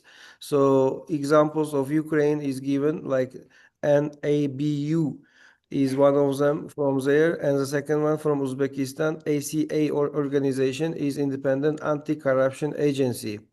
So e-government digital procurements also kind of getting lots of opportunities to be anti-corruption agency in Uzbekistan. I put some examples. You can check on website eharit.uz. So this is kind of e-commercial.uz, and the second one is mygovernment.uz, mygo.uz. You can check these portals, and on these portals you can see that lots of works are done by system, by automatization, rather than involvement of human discretion. So this is reducing human involvement, and due to that one, anti-corruption, let's say, actions are done there. So the next point is OECD Istanbul Action Plan. So 9-area monitoring framework for Central Asia plus Eastern European states. Uzbekistan's fifth round completed on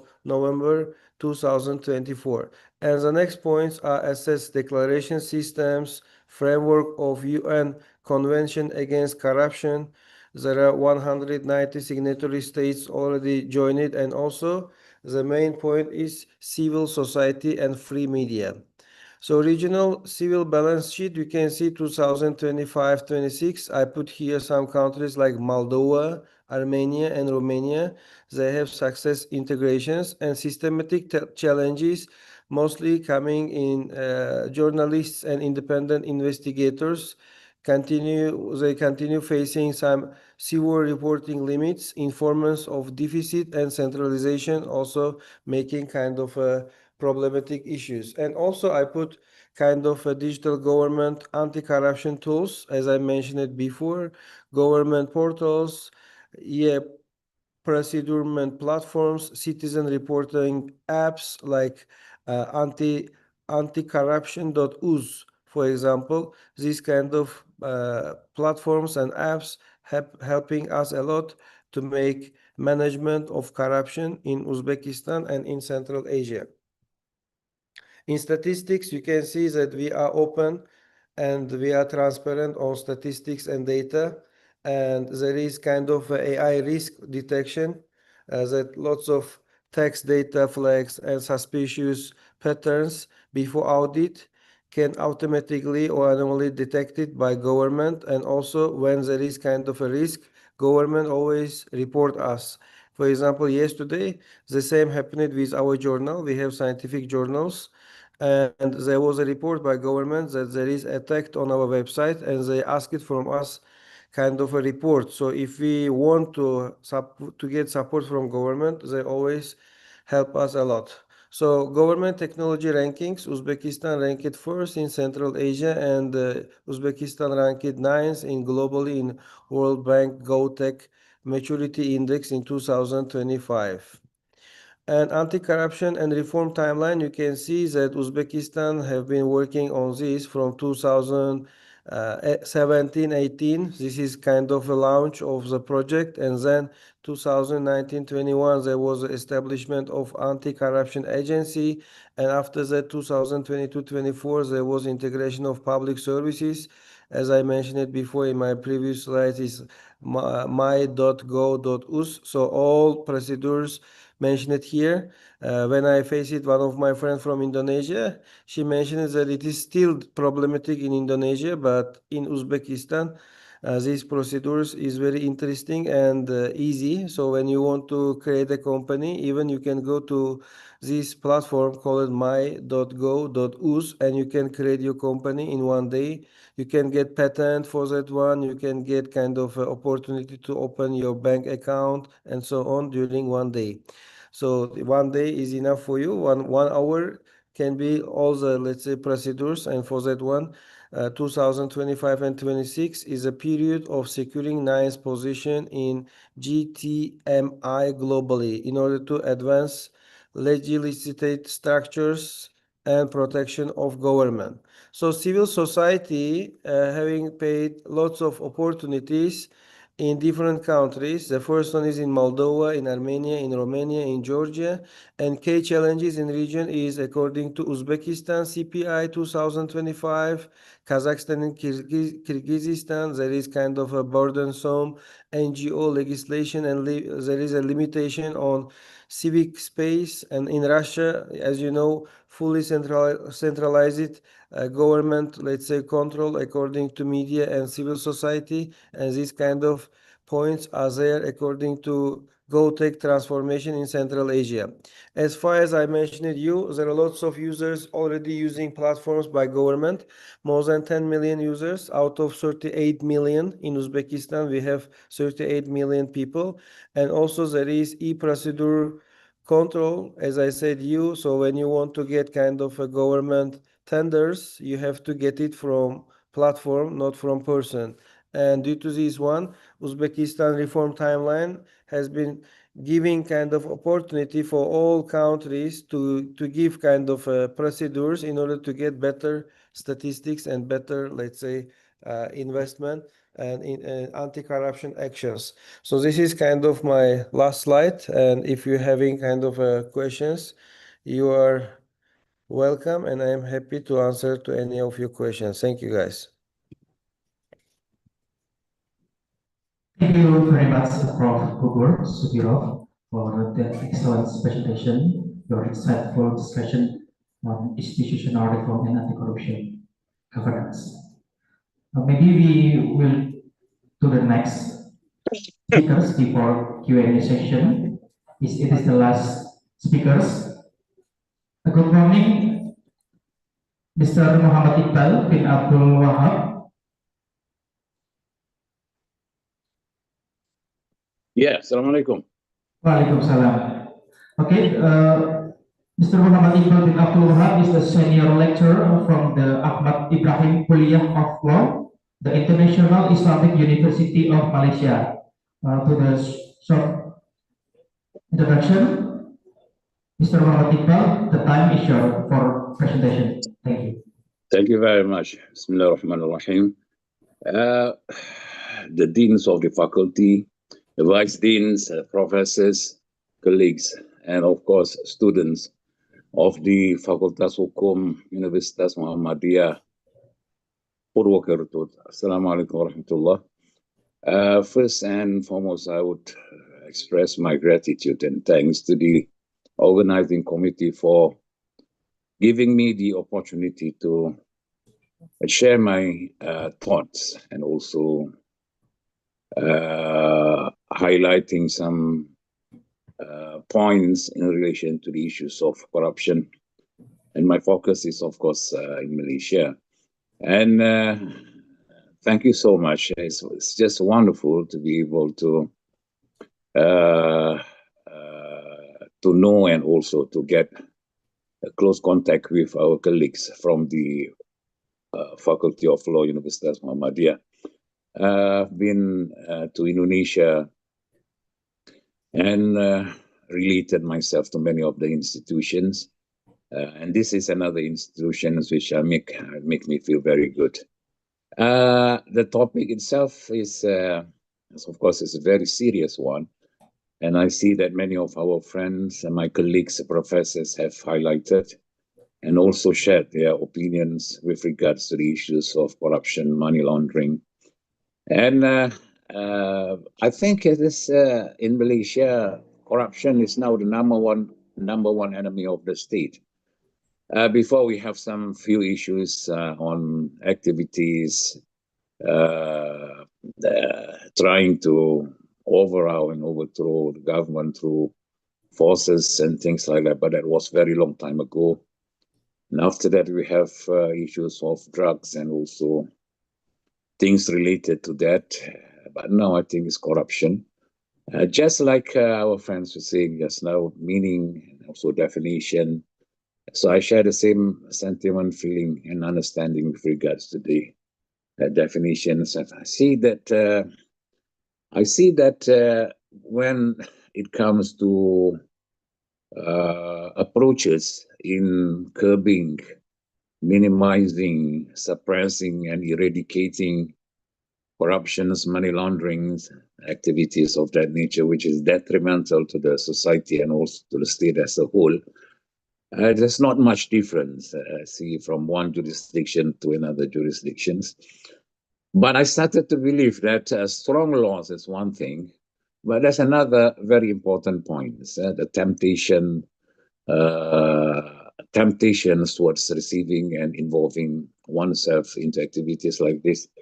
You know, there are, from our experience, there are people who sloganize this for political purposes and for some other purposes, but once they involve in the process, it's not rare also that they will also be part of the activities. This is something which we have to. So how come a person who are very fiercely opposed and against, but later when they are, see, for example, in the parliament or members of parliament and so on, and having the position themselves involved, forgetting about whatever that they have done, and they have reasons for doing so. It's about temptation. And so many of those involved, they know about the consequences, severe. But why? They're still. I think it's questions of how strong a person is in terms of their moralities with regards to this. So this is something which I think we can start focusing and putting emphasis on.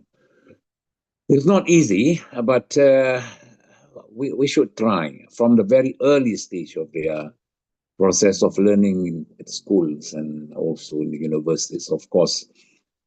So that even though no matter how strong the temptation is, still they have a very strong quality of a person and common sense, not to be able to involve. Because we have people of that character in our society, but at the same time, sadly, we also have people who are very happy and openly receiving and also involving activities like this. So now I'm focusing in Malaysia. You see that the slides that we have in front of you, like one of our colleagues earlier, 2.6 trillion every year we lost. In Malaysia alone, in a very sensational case of 1MDB scandals, we lost 42 billion Malaysian ringgit. 50. Next slide, please. And this is about corruption. I think we can skip this because we have already known what corruption is. It's the bribery, abusing of power, and also, from the Malaysian Anti-Corruption Act, MECC, 2009, soliciting, offering, intending to deceive, and I think abusing of powers. Those are among the activities falls under the definitions of corruptions. Next slide, please. And money launderings. Money launderings, I think, quite honestly, is quite it's a terminology is quite recent. Recent in the sense that if you go ask people a long time ago, then perhaps corruption, but now people getting cleverer and using technologies and also manipulations of a system, being able to make things look clean where in actual fact it's not. So this is basically what money laundering is placement, layering, and also at the end of the day is a big loss to them. But this is more dangerous, I think, because why is more dangerous? Because it's like many of the cases of corruption, criminal breach of trust, money laundering it's not easy to prove in courts because technically there are some clever people who knows how to do things. So at the end of the day, to have them convicted is not easy because they have to do it very deep with prosecution team especially. So these are among the challenges that we have. Next slide, please. And these are the toolkits, whatever the laws that we have in the country, Malaysia. We have MECC Act 2000. MECC is Malaysian Anti-Corruption Commission, or in bahasa is SPRM, Suruhanjaya Pencegahan Rasuah Malaysia. KPK in Indonesia, Komisi Pemberantasan Korupsi. Yeah, more or less same structure and also purpose. The anti-corruption law deals with issues of bribery. Companies can also be sued to use your position for gaining something, and also legal obligation to report to bribery. Bribery, if someone knows about the practice and fail to report, just keep silence, and there's a possibility for him also to be made responsible by law. So the law is there. And of course, we have this anti-money laundering law. Actually, the name of the law is quite long. Anti-money laundering, anti-terrorism, financing, and proceeds of unlawful activities.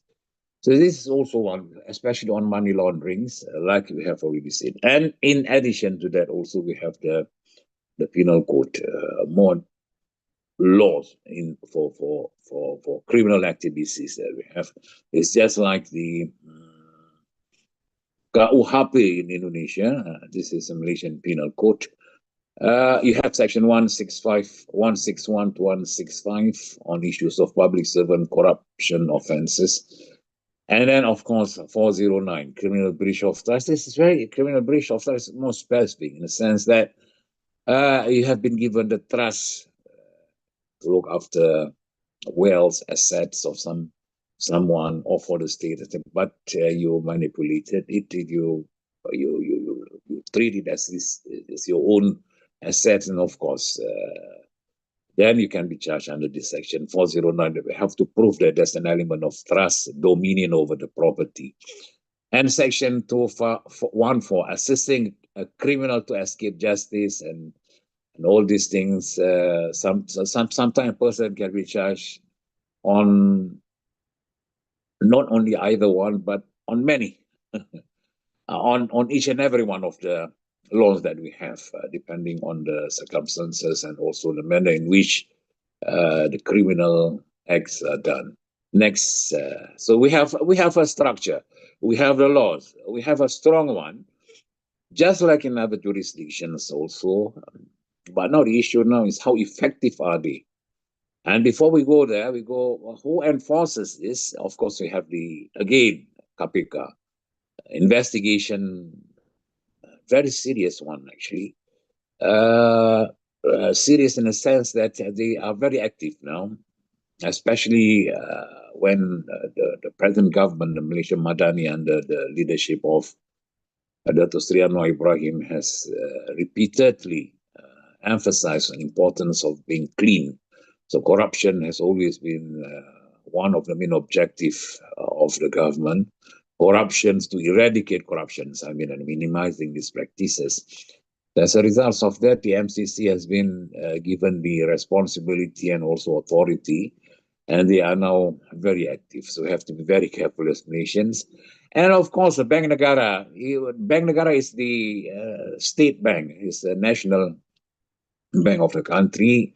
So whatever transactions we have, the bank accounts, the inside, outside, the credits, and also deposits, whatever activities that you have, can easily be traced. Of course, you have friends just now saying that in Filipinos, if I'm not mistaken, our colleagues are saying that the law is very strict, protecting the interests of the depositors, or like protecting the person who keep their accounts in the bank. But here, the Bank Negara, whatever it is, in one way or another, at the end of the day, they will be able to trace and know. So if anything, is any discrepancies, or anything that is suspicious, then we will be referred to for explanation, which is, of course, we have the balance between the interests of the state, interests of the people, and interests of the personal interests of members of the public. So the rule is when there is a conflict between personal interests and interests of the members of the public, and also for that matter, the state, and of course, the interests of the states will always prevail. So you have the investigating team, you have, the Bank Negara will be able to give their opinions in terms of evidence from the financial transactions. And you have the Attorney General's office, who at the end of the day decides whether to charge or not to charge. And this is a constitutional rights and authorities of the Attorney General, so to proceed, not to proceed. And of course, at the end of the day, it will go to the court. So this is the structure, big picture, as regards to which is very clear. And for that matter, I think there's no ambiguity here. Everybody knows this, which is actually, for that matter, I think good. Transparency, the structural balance, and also credibility is also very important. Next slide, please. And of course, these are from the statistics. We can we go to the next slide, please. And then this is what I would like to share with you. We have the laws, we have the systems, and we have the authorities that deal with issues of corruptions, money launderings, and illegal activities of that nature. So what will be the results of that?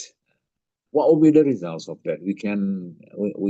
We create a system, we create theories, and also we have a lot of discussions, but at the end of the day, what is important is how real it is.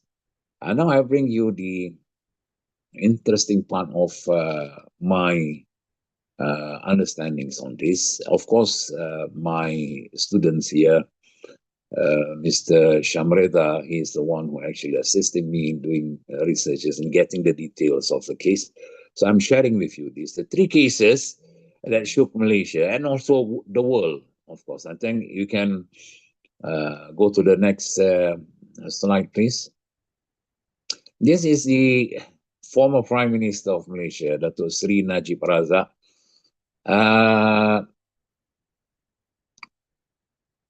What is interesting in this case is that he's a very senior. It's not only senior, he's a prime minister for that matter, involved in politics for more than 40 years and with different portfolios and also responsibilities and authorities and all these things. But and at the end of the day, then there was a case leveled against him, not only one, but so many. So there are two big things which had already been decided by court. Number one is the case of what is known as the SRC case. SRC is a strategic resource company, or otherwise known to be a 40 million trial, because money involved is extremely huge. It's enormous, 42 million. So what happened to him? The charge convicted under Section 23 of the Malaysian Anti-Corruption, and also Section 409 of the Criminal Breach of Trust, and 3 counts of charges under AMLA, Anti-Money Laundering Act. So 40 million, High Court of Appeal, Federal Court, and so on. Just what is interesting is that the case was dragged for I think here is 20 to 22 to 3 years, I think, or even more than that. So he was convicted in the High Court. The matter was brought to the Court of Appeal. Again, 3 judges in the Court of Appeals, all of them decided there's nothing wrong with the decisions of the High Court.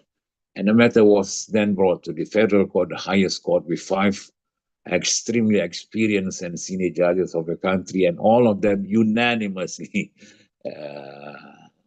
decided that, yes, he has already committed. So this misappropriations of 42 millions, at the end of the day, he was sentenced 12 years imprisonment with 210 million of fine. So, but then later, of course, that 12-year sentence was reduced to 6 years upon the appeal to the, I think this is Yang de Pertuan Agong, if I'm not mistaken. So this is one case. Happens. This is bad. If you think that that is bad, there's another one which is even worse.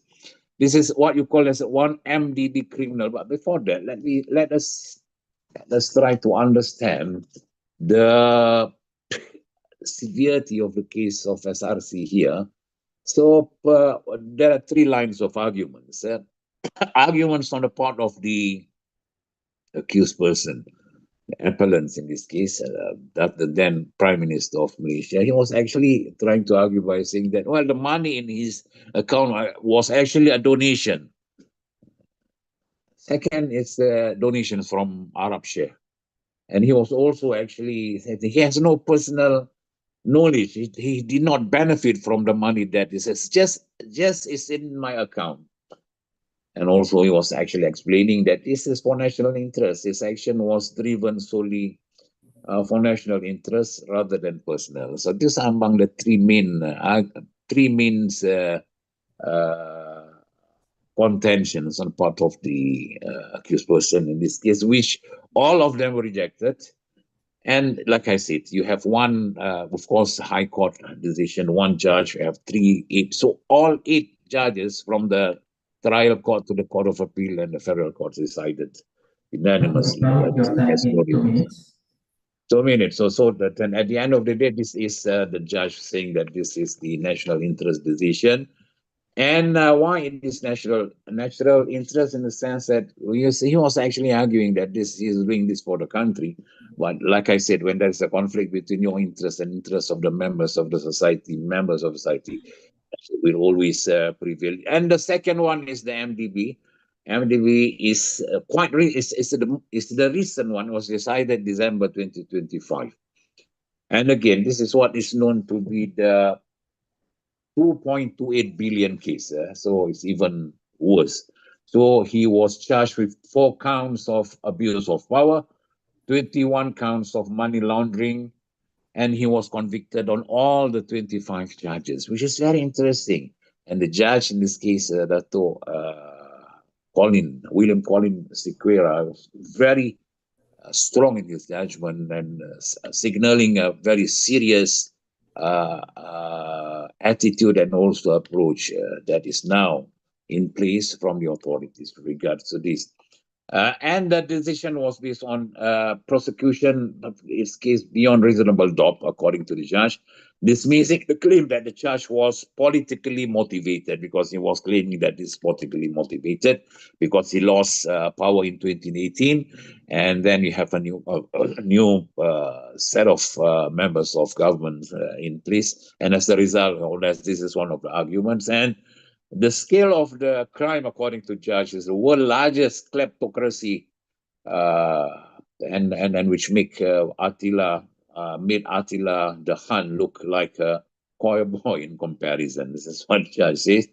And the aggravating factor is because of no remorse on the part of him, according to the judge. Why no remorse? Because he was actually putting the blame of the committee, or there's a fugitive businessman, Jolo, and I was duped and also misled by this, and then he was actually trying to find excuses, which the judge rejected all at the end of the day. This is very interesting. Why this is interesting? Because here, people are talking about, what have you done, or that, but here in Malaysia, at least on this point, you can see that the number one man in the country can be made accountable for activities of this nature. And for that matter, I think, we have some hope, and also the positive aspect of it. We have few other cases, and in fact, many other cases involving ministers, and also, which I think is about money laundering and also corruption, among other things. Among others, is you can move the slides, and you have the Isa Saman is the former chief minister of one state. He was also, and he was actually saying, but I said, okay, the money transactions. He was the director and also the advisor of one institution, and there's a transaction of buying a hotel, and it was actually, okay, this is send my salam to the person who is giving the money, and through his intermediary. So the court decided that once you say that and you say accept the money, that by itself shows that you know exactly what the transaction is. And that's very interesting. So many things happen like that. So it's just that, kirim salam is quite common in our culture, isn't it? For the benefit of our friends, non-Muslims, perhaps. It's just like saying hello, send my regards to my old friend. So in Islam, we have this send my salam to the person. So that is considered by the court to be something which shows that he has actually the knowledge. And then you have so many. The Sabah Watergate's case involving a huge amount of money, 284. So what I'm trying to suggest here is that the reality on paper, we can have theories of the theories. We can speak about the laws. But what at the end of the day, you want to know, how serious are we?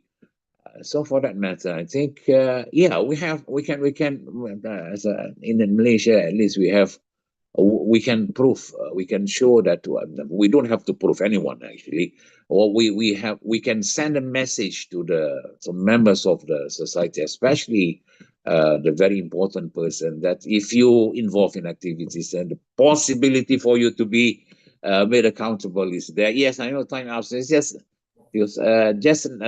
last. You go to the next slide, please. I mean, this is the please. Okay, next class. Next, this is next. This is the Sabah honest thoughts. MCC answers to Prime Minister. Okay, but still we have concern, because this MACC, the KPK, are still answerable to the Prime Minister. Even the appointment of the people number one in this MACC is upon the recommendations of the Prime Minister. So that by itself, according to many, has a possibility of something not happening. And political financing, whistleblowers, and we have whistleblowers law, those who report, but sometimes those who make that report will put themselves into difficulties, because they themselves will be investigated. And next, please, very quickly, reforms, make MACC structurally independent, pass a political financing act before general election 16, which I think is two years to come. And then, yeah, a conviction a gap, protect whistleblowers, which is very important. You have that in section 203 of the Penal Code. But then that has to, because you have to tell the people that they will be protected. Problem is that some still scared, not courageous enough. Why? Because they know that by reporting, sometimes they will be made subjects of very detailed investigations, which people don't like, and illicit enrichments of offense and verified assets declarations, and like our friends just now saying, my colleagues, about this null and one. I think that is about making declarations of your assets, each and every one of the government servants for that matter. So I think thank you very much for the time given to me. Okay, thank you. If there's anything, then perhaps we can do a question and answer session. Assalamualaikum. Thank you. Thank you for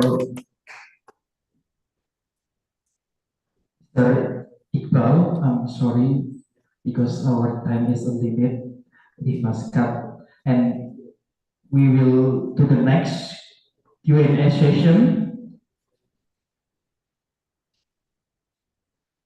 Student, please raise your hand if you have a question.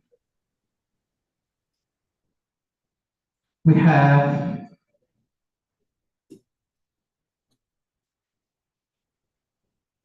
Mr. Iqbal here, still here, and then Mr. Slamet Widodo, and then Mr. John Vincent. Please stand up and raise your hand. Okay.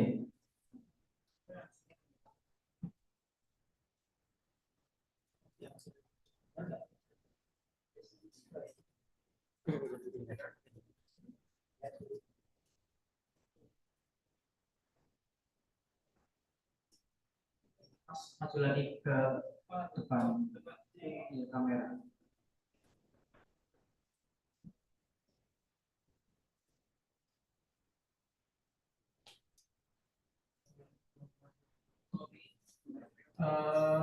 Greetings. My name is Farhan Satya. I am sixth semester from Kabupaten this is from Kabupaten. Greetings from Kabupaten. Thanks for the allowance for the opportunity to ask for the speakers in front of me. So great. Okay, thank you. Diulang aja lah ya. Greetings from Property. My name is Farhan Zaki Hidayat. You can call me Farhan. I'm the sixth semester of Faculty of Law in Universitas Muda Property. Thank you for the opportunity that allowed me to ask for the honorable speakers in front of me. Yeah, so the topics of this seminar is so interesting. Talking about corruption that usually happens a lot in Indonesia and many countries in the developed country. And I would like to mention that Mr. Ahmad Abindri said that natural resources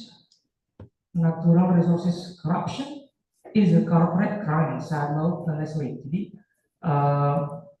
So I'm interested with this that Mr. Ahmad Effendi said that.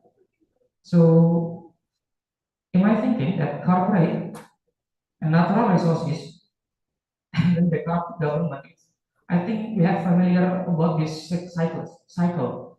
Oh, I think it has to be something to do with the capitalism. So capitalism create this cycle where there is the corporate that looking for resources, and then we have the country that have natural resources, and then we have the corrupted government. That's the complete combo of the corruption. Yeah. So corruption is not happening by itself. Yeah. It must be have something background that encouraging the corruption to happen, such as the abuse of power for the government and then the political influence or etc. So we could see that even the hidden penalty, such as the death penalty, like the chop off the corruptor, it don't stop the corruption in a country. Yeah, we could say that. So my question would be fundamental. Okay. So for the honorable speakers, could you tell me and enlighten us in the room?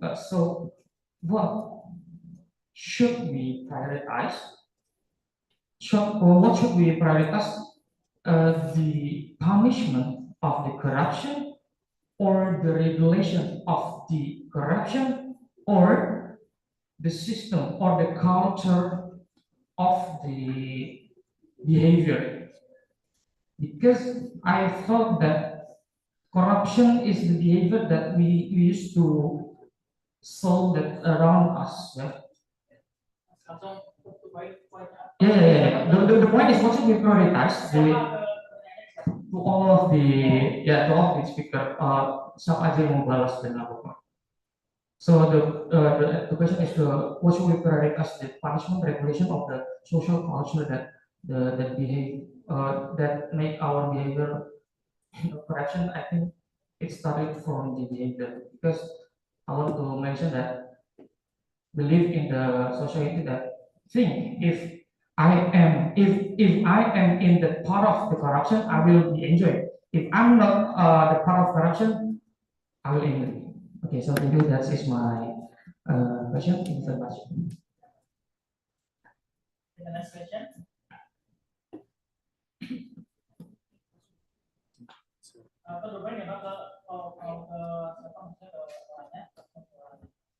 Tidak sekarang. Kalau yang masih tinggal sejam dan sama-sama tadi serikat. Mr. Selamat and Assalamualaikum warahmatullahi wabarakatuh. First of all, let me introduce myself. I'm Kalista Puspita. Before I begin, I'd like to apologize if my speech is a bit disorganized. Okay. Considering the current situation in Indonesia, corruption seems to have become deeply entrenched and institutionalized within society. Can this problem be effectively addressed when social, political, and economic conditions appear to encourage or even normalize corrupt practices? Thank you.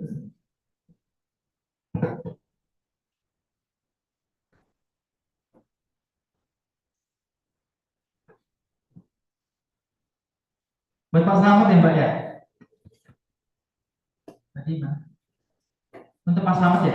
Oke. Oh, Pak Selamat. You, Kalista. I can answer your question with two language here, Banyumas and English. Okay.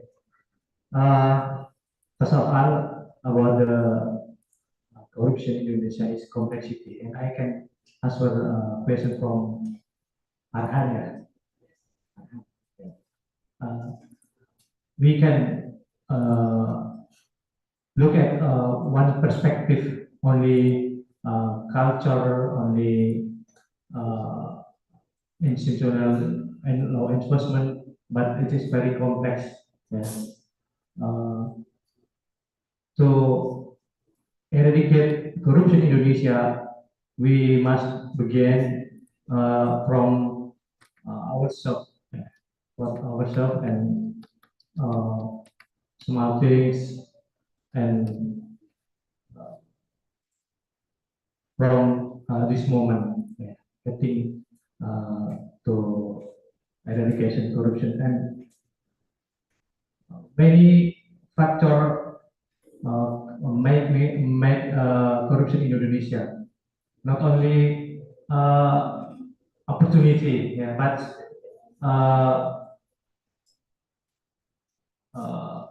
regulation, culture, and control from civil society. That's very weakness. So that we need comprehensive if we want Indonesia clean from the corruption. That is my answer. Okay, thank you very much. I'm sorry for Mr. Mas Pacho and Kalista if not the speakers cannot answer your question. Maybe I will share the link in of the kind of speakers. Maybe you can chat private chat in the LinkedIn for your question because the time is finished. Okay. The closing, ladies and gentlemen, we have come to the end of our international seminar on the corruption, money laundering, and the modern economy, challenges and solutions. I hope the insight shared by our five speakers from Indonesia, Philippines, United Kingdom, Malaysia, and the United States of America have broadened our understanding and inspired to us to continue in our ways. On behalf of the committee, I would like to extend our deepest gratitude to Dr. India Marini, Mr. Prasetyo, and for the opening remarks and all participants for your attractive participation and engagement throughout the seminar. Thank you very much and have a wonderful day. Thank you. Wassalamualaikum warahmatullahi wabarakatuh. The time will begin moderate than MC.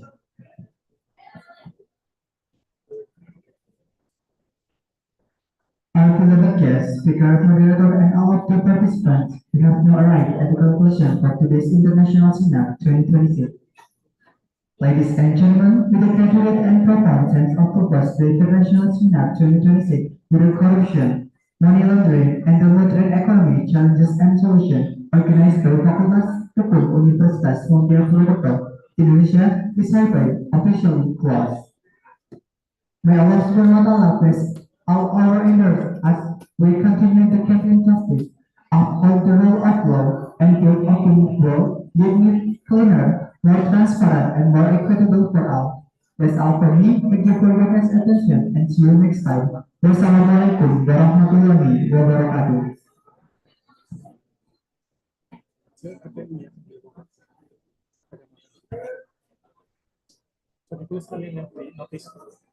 Siapa?